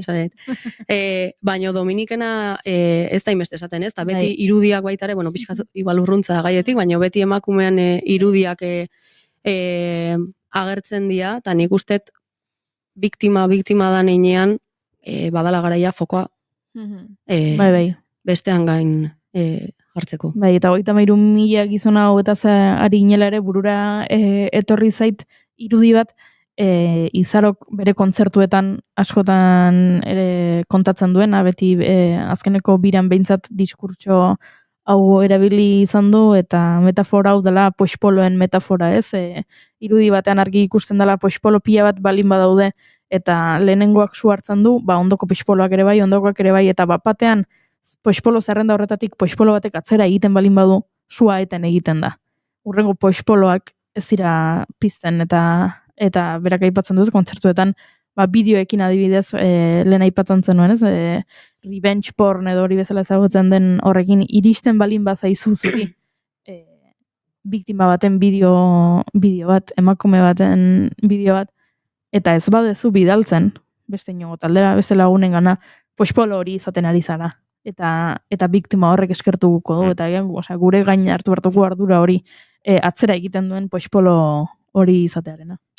Gorkak kontatu digu txatean, eta berak kontatu digunez, aipatuko dugu. Nik pairatu nuen horrelako mehatxu egoera bat, eta nire argazkiak nire laguni bializizkien, baina ondo atera da. Salatzeak kostatu egin zitzaidan, beldur asko nuelako, baina laguntza eskatu nun, eta ondo atera da. Behon dizula Gorka, baina askotan beldur horrek ere salaketa ekidin egiten du, edo atzeratu egiten du, eta horrelako kasu asko ere badaude, ez, jakin badakigu, informazioa heldu egiten delako, hitzegin egiten delako, eta hainbat kasu gertatu direla salaketarik izan ez dutenak, epaiketa bat ez dutenak, eta horrek ez du esan nahi gertatu ez direnik, baina gertatu dira, ez, eta Segurazki ere, mehatxak izango dira argitaratu baino lehen, edo jarri baino lehen. Ez baizu nirekerik jarraitu hau egingo dut. Esan edo, oso zabala da, ez. Eta jendean kargatzen da baita ere ez zabaltzeaz, ez? Depende zein izan den. Eta kasu hauetan, irainen kasuan baita izan daiteke, adibidez, naiz eta ni ez izan irain horren jomugan dagoen pertsona edo ez izan niri zuzendua, nik ikusle bezala edo sare sozialetako erabiltzaile bezala salatu dezaket. Ikusten dudan zerbait iruditzen balin bazait, hemen gorroto delitu badago edo dena delakoa. Gehiegi sakondu gabe, baina delito batzuk izaera publikoa dute eta bestek pribatua. Pribatua baldin badute adibidez iraina eta kalumnien kasuan, biktima edo, komentario edo irainoiek jaso ditun pertsona bakarrik salatu dezake. Aldiz, gorrotoa edo irain delituetan, naiztazu ez izan jomugan dago nazuk ondo esan bezala, zuk bai salatu dezakezu ikusten balin badezu gorroto, iraina edo, bideo sexualen kasuan baita ere, horren berri izaten balin badezu bai salatu dezakezu. Alde batetik aukeratako bada salatzeko garaian internoki aplikazioan bertan gaur egunean normalean bai aukera ematen dutelako, ez? Bideo edo perfil batzuk salatzeko aukera. Eta bestetik egongo litzateke, ertzaintza edo autoritaten aurrean salaketa jartzea, gaur egun baita ere, bai abokatuen eskutik edo elkarte asko daude baita ere, depende delituan arabera, beraien laguntzakin baita ere jarri dezakezu.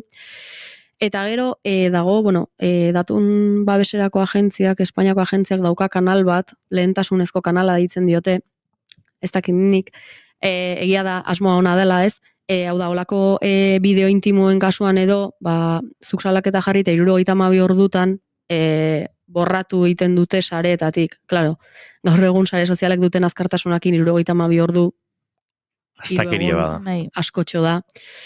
Orduan, aukera badago, baina, efektibidadea, gero ikusi beharko zen. Aipatu duzun hori asko erabiltzen dut, hau da, sare sozialek ematen duten aukera eduki bat salatzeko askotan pentsatzen dut. Ez dakit honek eraginik edukiko ote duen, baina ikusten balin badut, ez dakit norbait ari dela edukia sortzen, gorrotoa edatzeko, adibidez, ez dakit norbaitek igotzen du bideo bat, esanez, emakume lodiak nazkagarriak direla eta mundua hobea litzatekeela emakume lodirik gabe edo pertsona lodirik gabe eta horrelakoak iruditzen zait gorrotoa zabaltzen dutela eta oso arriskutsuak direla eta berezikin nerabek kontsumitzen dituzte sare sozialak eta horrelako diskursoak egotea arriskutsua iruditzen balin bazait izan daiteke hori edo norbait esanez musulman guztiak akatu egin behar direla, hori ere bai noski, erabiltzen dut aplikazioak ematen dizuten aukera, ez? Post hau salatu nahi dut eta askotan aukera bat baino gehiago agertzen dira, ez? Batzutan nire kontrako txio bat da edo gorrotoa zabaltzen du edo baimendu gabeko irudiak ditu edo dana dalakoa eta aukeratzen duzu eta nik behintzat egiten dut, ze pentsatzen dut, agian, pertsona askok salatzen badugu honen bidez, behintzat itxi egingo dute kontua, gero agian ez dute zer egingo, baina kontua itxi egingo dute eta pertsona horrentzat, lata bada, kontua itxi date kontu berri batekin, berriro jarraitzaileak lortu, eta sortu nahi diot deserosotasuna horrelako gauzak esaten dituen pertsonari. Vale, eta beste aldean, gu balin bagara gure aurkako zerbait jaso duguna sareetan, ze gomendatuko zenidake, niri gertatuko balitz? Denoi olako zerbait jasotzen dugun egoaz, igual etorri litzaiguk ez, erantzun ingo diot. Kontu zibiltzea erantzun horiekin ez, azkenen baitazu ez sartzeko arazotan, orduan pixkat, naizta zaila izan kontentzio lan hori egitea, gero, jaso ditezu mezu guztien pantaila argazkiak, nork egin du, noiz, eta datu hori guztiak jasotzea eta biltzea, zuk ondo esan bezala, sare soziala, perfil hori salatzea, eta azkenik baita jakitea, inigo lehen aipatu duen bezala, ez pertsona horrek egintzun bezala, bai dagoela salatzeko aukera, eta babes hori juridikoki bilatzeko aukera, naizta askotan ez dan erresa, baina, pixkanaka mundu juridikoa baita ere aurrera pausoak ematen nahi dela, ez? Beti komentatzen dugu pixkat errealitatearen atzetik dijoala eta egokitu egin behar dela, eta hortan gabiltz, eta aukera badagola eta babesa bilatzeko. Eta publikatzea, adibidez, imaginatu ni hasten naizela orain Instagram mezuetatik jasotzen mezuak, esan ez, idazten didatela, puta bat zara, edo hilo egingo zaitut, edo bortxatu egin nahi zaitut, edo horrelako mezuak. Nik publikatzen, kaptura egiten badiot mezu horri, eta publikatzen badut publikoki izena bizenekin eta bere erabiltza izenekin, patxi gartziak asmatutako izena. Idatzi ditau, eta nik publikatzen dut kaptura bat, eta ikusten da patxi gartzia, eta patxi gartziak bidali dan mezua. Hori, gaizki egiten ari naiz, ondo? Etikoki, edo juridikoki, ez? Juridikoki kontu zibili behar da, ze normalean olako gozak bazpadare hobe da, bere identitatea, nahiz ez luken, zalantza jarri ezakegu izan behar luken edo ez, baina ez ere juridikoki hobe da, mezu horiek jaso ditezula salatzea bai, baina izena ez ere, gero pertsona horrek zure kontrako ezerrez egin alizateko. Hor askotan badao plataforma oso ezagun bat, ez Denuncias Euskal Herri edo hortik ezagutu ditugu jazarpen, violentzia eta bestelako egoera kasu asko, eta izena bizenak ez dira esaten, ematen dira pista gutxi batzuk. Eta gero gainontzekok osatu egiten dugu informazioa. Hori dela igual biderik, ziurrena ikuspegi juridikotik edo. Hauek pertsona famatu eta zari zara. Ez beti, ez? Zuk identifikatu balin baiazun orden. Lana egiten zuen hemenetan, eta hau eta beste ezagutzen ditu, eta giro hauetan ibili da, eta ez, horrekin soinu teknikari baten kasua ezagutu genuen Donostiako areto, edo musika areto bat lotuta, egia da artisten bat, kulturan inguruan egia da egon direla kasuak, baina bestela ere uste dut eman direla ez. Beste galdera batekin gelditu naiz, ze diferentzia dago juridikoki, erasoa baldin gado pertsona konkretu bati izena bizenekin, edo kolektibo baten, aipatu duguna musulmanak, edo pertsona lodiak, edo ez dakiz zer, juridikoki non dago, non izango zen diferentzia hor, zein da delito, zailagoa da delito konsideratzea kolektibo bati baldin bada? Ez, kolektibo batei zuzentzen zaionen gorroto delitun barrun sartuko litzateke, ez? Askotan gehien entzuten ditugunak ez, azken aldian oso pilpilan daudenak erlijio, musulmanen kontra, edo bai, erlijioak, sexu orientazioagatik baita ere, gorroto delitun barrun sartuko irateke garbi, eta gero pertsona bati zuzenen, o pertsona konkretu bati egiten zaiona ikusi beharko da zan, ze oirain bat dan, eta orduan mehatxu delitua izango litzateke, edo ze ekintza dago horren atzean.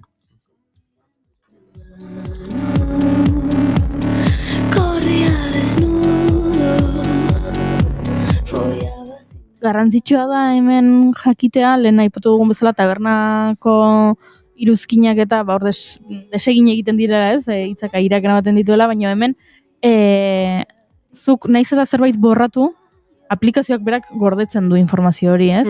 Bai, hau da, zuk adibidez, X-sarean adibidez txio bat jartzen baldin badezu, eta gero damutzen baldin bazea eta borratzen baldin badezu ere, gero ikerketa polizial bat egongo baliz bere kasuan, mezu horiek berreskuratu daitezke, hau da, borratzeak ez du esan nahi ja borratu dezula eta ja inork ez dula ikusiko, baizikoi berreskuratu daiteke, orduan, honek baita ekartzen duz, behintzat bi aldiz pentsatzea gauzak egin aurretik, berreskuratzea baldin badago eta depende ze jarri dezun, argi bili. Behin mesedez, gainera aste honetan ibili gara lehenengo egunean, denboraldiko lehenengo egunean Adore proiektua ezagutu genuen, bulina eta eskola jazarpenaren aurkako proiektu bat, eta hitz egin genuen Irati Galardirekin, eta berak ere esaten zegoen zibererasoak geroz eta ohikoagoak direla, eta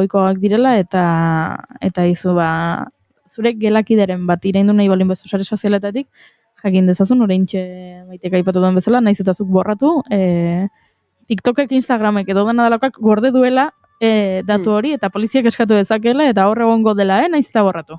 Bai. Beste azkeneko aholkurik edukiko zenuke gure sekzioa bukatzeko? Denok daukagula iritzia emateko eskubidea, adierazpena askatasunerako eskubidea, baina behintzat gaur egunez, pantaila horien atzetik, pertsonan esango ez genuken ez errez esatea pantaila baten atzean zaudelako, gauzak bi aldiz pentsatzeko, eta gero komentario horiek edo jasotzen dituzten jendeai, esateko babes bat bai juridikoki lortu dezaketela, hortan lanean ari gerala eta epaitegiak baita ere hortan ari direla, eta babes hori bai bilatu dezaketela, eta erasoen bate jasoten balin badute, jakitea bide bate irekita bai daukatela. Goizeko 11:33 diren honetan, Maite Tolosa agurtu egingo dugu, eskerrik asko gaur ere gurean izategatik, Maite. Eskerrik asko eta jarraituko du hemendik aste gutxitara, gai juridikoetan murgilduta, eta gai juridikoak aipatzen ditugula, azken ordutan naizen webunean, eta uste dut beste bat edabidetan ere Fuad Baker jurista eta aktivista palestinarrak edatu duen mezu hori helarazi diguzu hainbat entzuleok, eta halako azpimarra egin nahi genuen, naizen webunean topatuko duzu Euskal Herria sailean, baina alaxe dio berak, cuando lo vasco forma parte de nuestra historia, palestinar herriaren tzatze garantzitsu izan den, atzo Espainiako bueltan gertatutakoa, testu luzea da, akaso bihar aukera izango dugu, Aritz Alkubila kolaboratzailearekin ariko garelako kirola eta politika hain zuzen ere uztartzen dituzten historiako uneak aztertzen, eta hitzaki ezin hobea eskaini digu atzokoak, Aritz Alkubila lankidea gainera bertan izan zen, hainbat testigantza bildu zituen, eta hariko gara horren inguruan, eta kaso ikuspegi hau ere Fuad Bakerrek helarazi duen eskermezu horrek eta atzokoak duen garrantzia azpimarratzeko ematen dituen argudioak ere, aztertzeko aukera izango dugu. Goizeko 11:34 minutu, goaz aurrera, beste gai askoren bila, Bizkaialdean egingo ditugu azkeneko 25 minutu hauek, eguerdiko 12:00 bidean.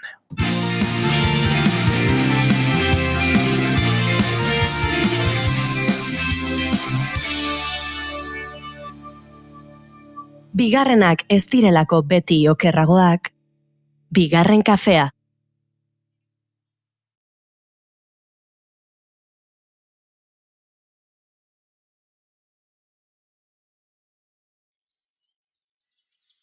Beste urtezu gabe, nork esango zuen, iraiak 12 baten, aurkituko ginela.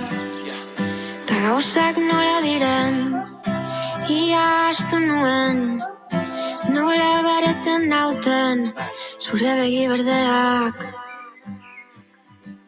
Zenbat oroitzen dudan, Durangoko festetan, gozeko argia zure Espainien uretan. Zenbat aldatu diran, gauzak urte gutxitan, urrundu ginen eta ezer ez da berdina, gure kantu gordinak, utxik daude zu gabe. Bai, nork esango zuen, piztu genuen sutan, erreko ginela. Ta gauzak nola diren, ia astu nuen. Entzule fidelenek badakite ikasturteko lehenengo egunean zer gertatu zitzaidan. Mahatxak erostera joan nintzen, eta nahi gabe karamelu zaporezko mahatxak erosi nituen. Zorte duna zu, pentsatuko du norbaitek. Ba ez? Nik zaporeko mahatxak nahi nituelako. Mahatxekin gozatu nahi nuelako.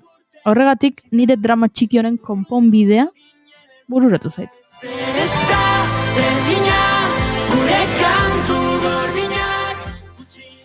Inogozok barre egiten duzu, baina benetan drama txiki bada, Barre egiten dut, baina entzulari esan behar diogu, zine egin dezaket hau horrela gertatu zela, eta goiutik lehenengo matxa ahora eramantzueneko aurpegia artelan bat ere izan zitekeela. Surrealismoaren artelan bat. Azkenean ijan nituen, nahiko txarrak zoden, baina pena mantziguten eta janaria botatzeare ez da gauza hona izaten da, jan genituen. Baina kontua da nik nahi nituela zaporeko mahatxak, eta hori balin bada nahi dudana, zer egin behar dut. Zuzenean mahastietara joan beharko dut, eta horretarako aitzakia ezin hobea topatu dut. Mahasti artean jaialdia. Gastronomia, kultura eta natura uztartzen duen jaialdi gastrokulturala. Kalitatezko proposamen gastronomikoak alde batetik eta kalitatezko eskaintza kulturala bestetik. Ez da plantxarra. Bakio, Urdeibai, Txorierri, Enkanterri edo Gorbei aldetik igar ondoren 6. edizio hau Urdeibaira itzuliko da.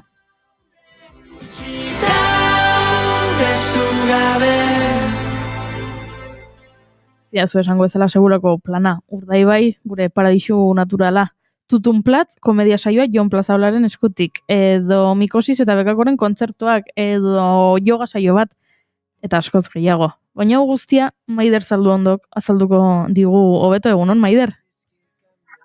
Kaixo, egunon. Bueno, 6. edizioa aipatu dut nik jada, dena prest dago bihar mahasti hartan jaialdiarekin gozatzeko?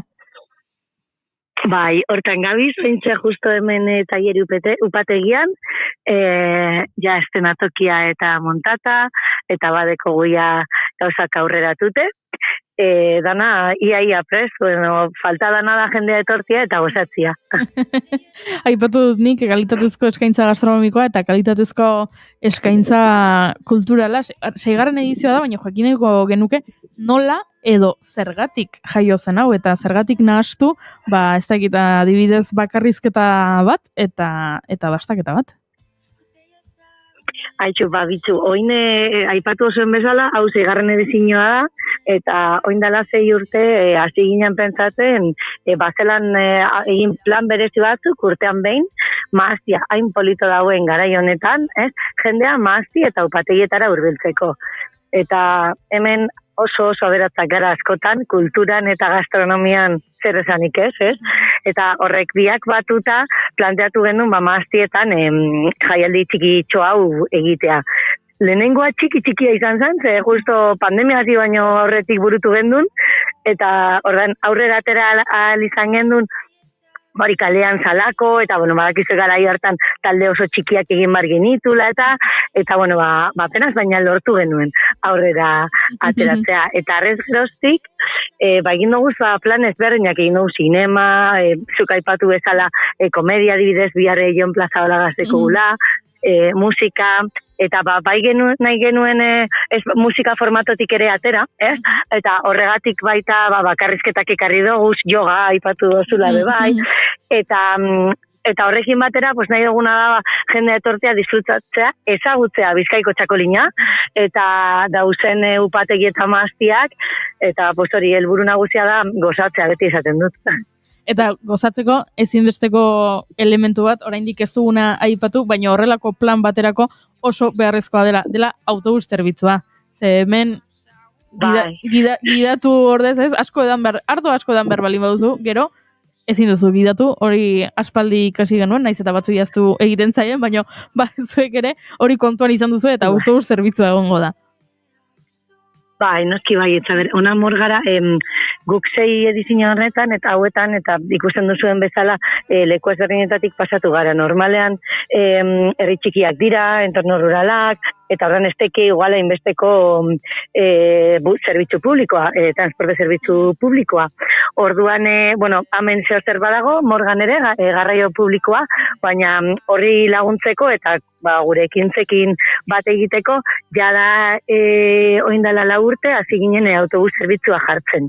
Ezinbesteko ikusten dugulako, zuk aipatu duzun bezala, ardaua edango da, txakolina arekin zauen protagonista hori dudarik ez?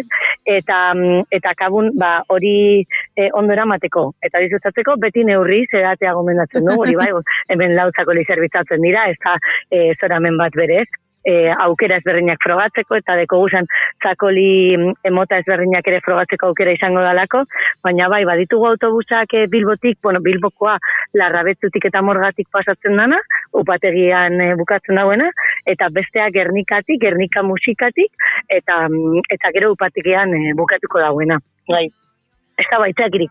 Ez dago aitzakirik, ez dakit ni pentsatzen ari nintzen, Jon Plazaolaren bakarrizketa bat beti da interesgarria, eta beti da erakargarria horrelako plana, baina noski, Jon Plazaola ikustea, eta bitartean, ez dakit publikoan dagoenak, 4 txakolin edo Idia Zabalgazta dastatzeko aukera izatea, honek, Paradisutik oso gertu egon behar du, ez da maider? Oso gertu benetan, bai.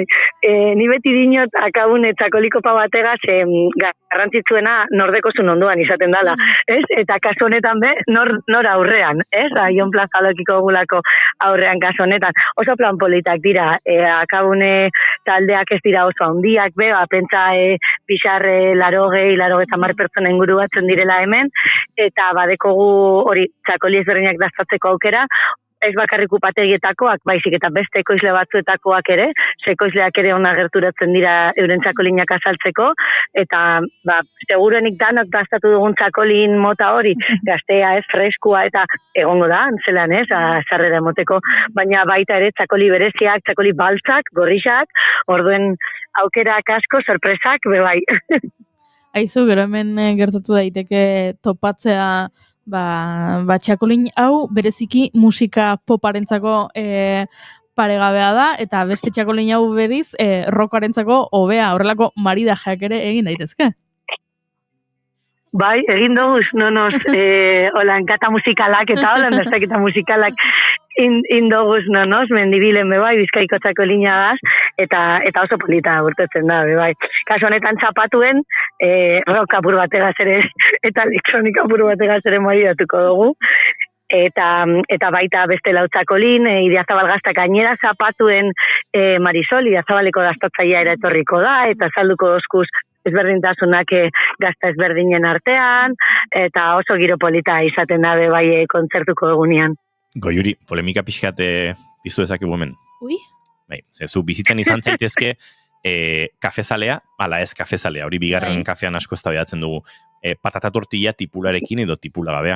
Bai. Euskal Herrian izan zaitezke Gipuzkoako txakolinaren edo Bizkaiko txakolinaren zale, nik aspaldi getarian haserre dauzkat, ze Gipuzkoarra izaki beti izan naiz Bizkaiko txakolinaren erabat aldekoa, eta hor ere badago, gure barne liskartxoa, baina aizu, gora Bizkaiko txakolina. Erakizu ze gertatzen den, hau dela fruta bezala. Hau da, nik norbaitek esaten didanean ez dut fruta gogoko, esaten dut, bueno, a ber, nola da posible, marrubi bat eta laranja bat edo platano bat eta udare bat oso desberdinak dira zaporean. Orduan, fruta kontzeptu bezala ez gustatzea ezinezkoa da. Bizkaiko txakolinen deituran uste daudela 35 upategi edo horrelako zerbait Maiderrok ez banago. Txakolina, Bizkaiko txakolina bere hortan, ez dakit, agian topatu behar duzu gehien gustatzen zaizuna, edo Gipuzkoako esan nahi dute, baina txakolinak ere desberdinak dira. Esagun izkizuke batzuk, horrentxe Bizkaiko txakolinean gustoko ditudanak, baina ez gara hola xehetasunetan sartuko, baina gora Bizkaiko txakolina, eta gora proposamen zoragarri hau, masti artean murgildu nahi zuen goiurik match zaporearen bila, eta gu maite dugu match zaporearekin bertan egiten dutena, eta baita, nola baite, paraisu natural honetan osatu duten plan zoragarri hori. Maider Zalduondo, mila esker, eta gozatu eta gozarazi. Eskerrik asko zuei eta gauza eta aipatzearen txakolinak izen bakarradeko, baina 3 abizen, Araba, Getaria eta Bizkaia. Eta hor, aukera haunitz dauz, topatzeko benetan gustoko dozuen zehozer, edo nik dinadan bezala, eguneko momentureko txakolin bat edo beste. Aukerak badauz. Así que frogatu eta dastatu bertokua, benetan gure ekoizlek eta gure lurra lantzen dutenak, lan bikaina egiten dutelako ere, guretzako gero guk disfrutatu alizateko.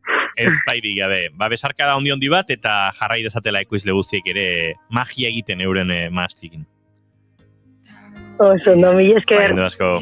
Estateuki ta aurpeiz geusinaz ta aukera izan dabe bardin paseko jatan enaz berriro itzuliko astuta ditzut zeure kontuek enaz berriro izilduko neure burue defendatukot bitartien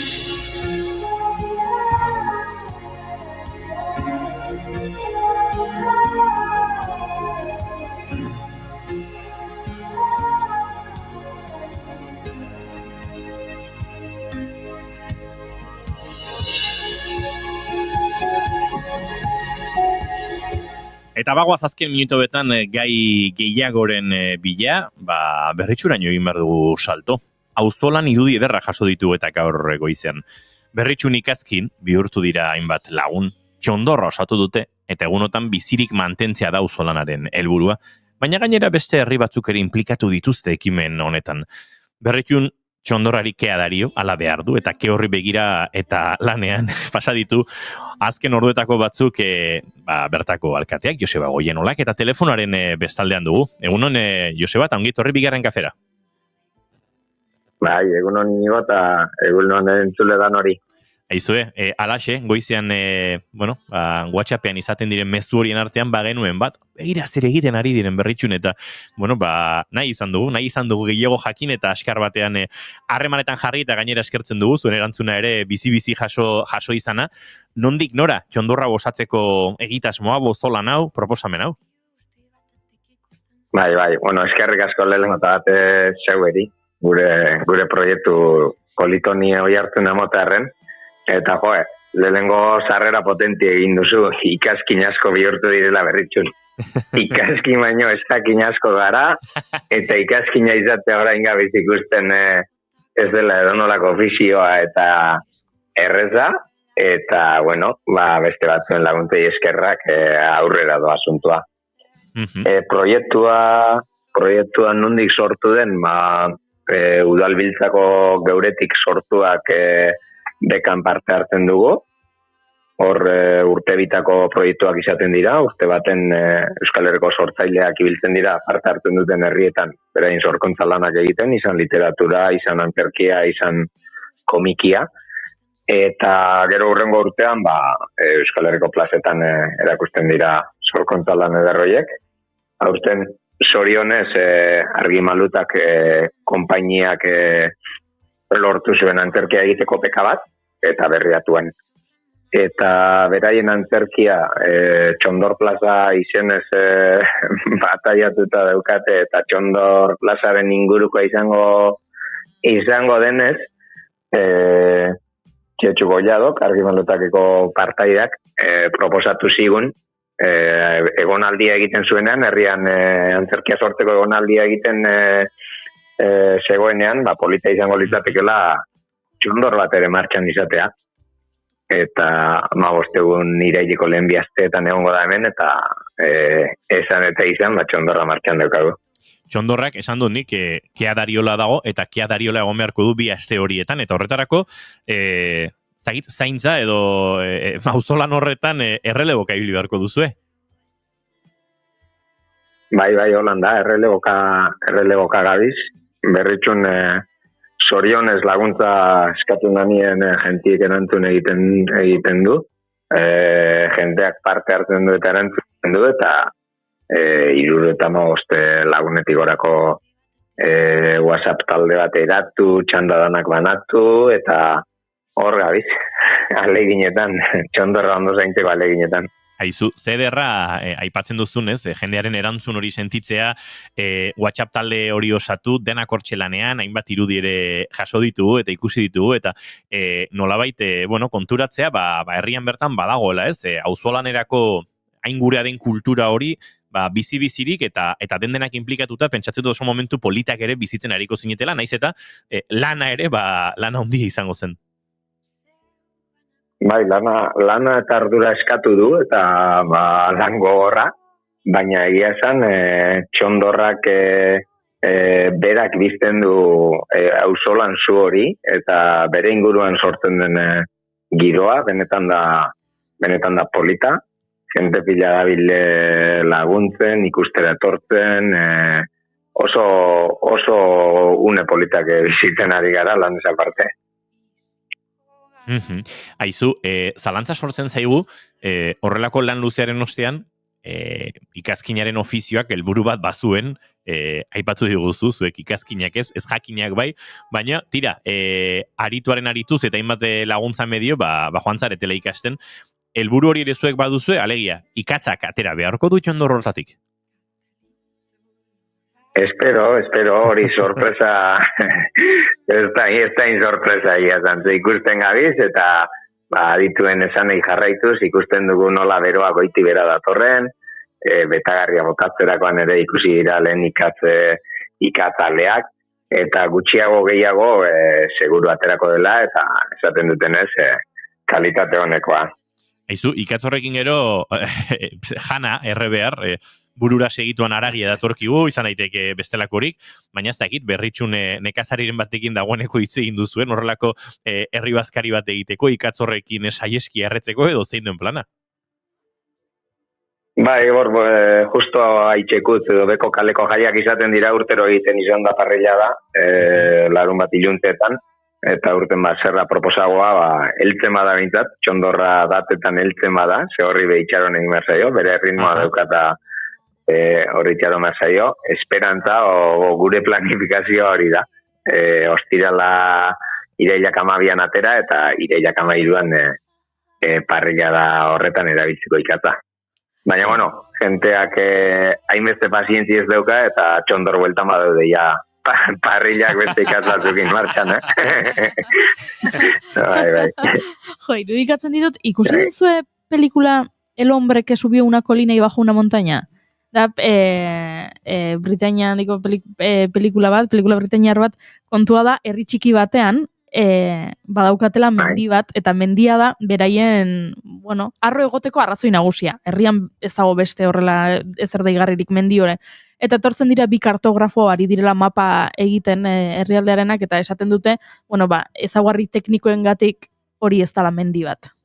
Eta orduan herritarrak geratzen dira, hau da guk daukagun bakarra, edo arro egoteko arrazoi bakarra da mendi hau, eta orduan esaten dute ez hau mendixka bada, eta regatik ez kolina, eta ez mendia, eta orduan antolatzen dira herritar guztiak egunero goizentik hasi eta eramateko tontor horretara gauzak, lurra, area, denetarik, altuera emateko, eta berriro mendi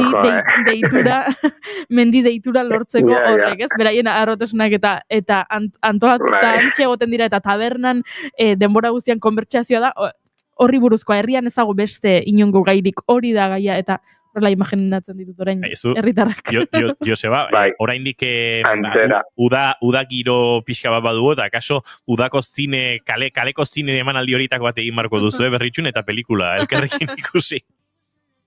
Badukiguz buruen ideak, baina ez dakitana lotzera helduko garen, baina bai, zinen bat inguruen jartzeko, tazio pelikula behor dago, eta bai, egingo du, honek sortu da engiro edarrota gero, mango dutagu jarraipen apur bat, bai, merezidu. Nik ere aurre ikusten dut eskaera pilo bat, osea, nire auzoan itzengo dugu, eta beste auzoetan, herri txikietan, igual urtengo jaieta begira, jai batzordekin hitzekin, eta igual denok nahi dugu horrelako parrillada egin zuen ikatzekin, Nik uste.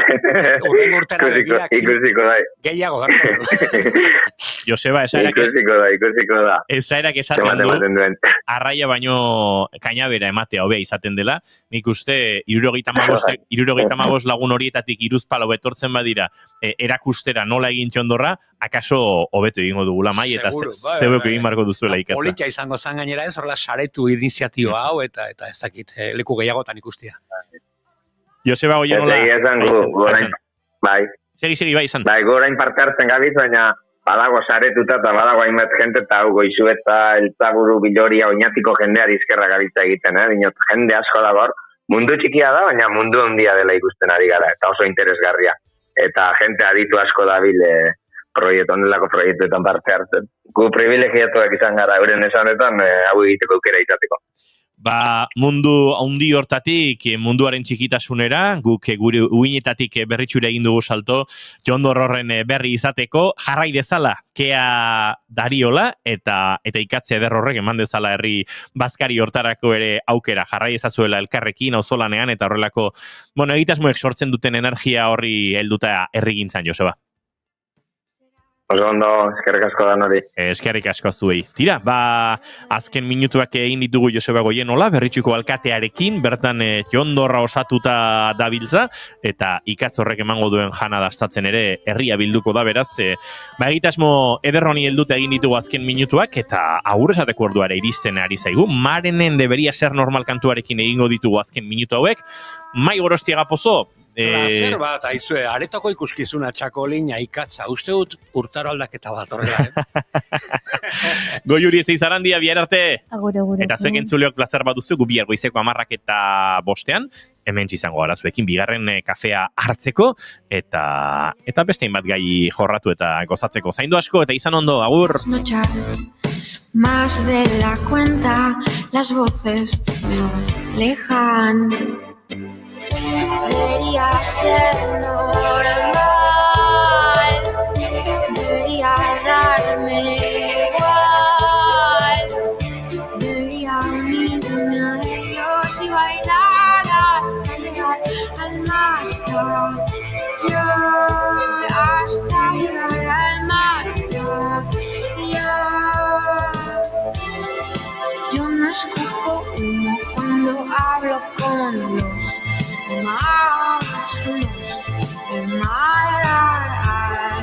no me he reflejado en personajes, sé que no son de verdad. He leído libros que me han dicho que esto es normal. He aprendido a pensar y a valorar. Debería ser normal, debería darme igual, debería unirme a ellos y bailar hasta llegar al más allá, hasta llegar al más allá, hasta llegar al más allá.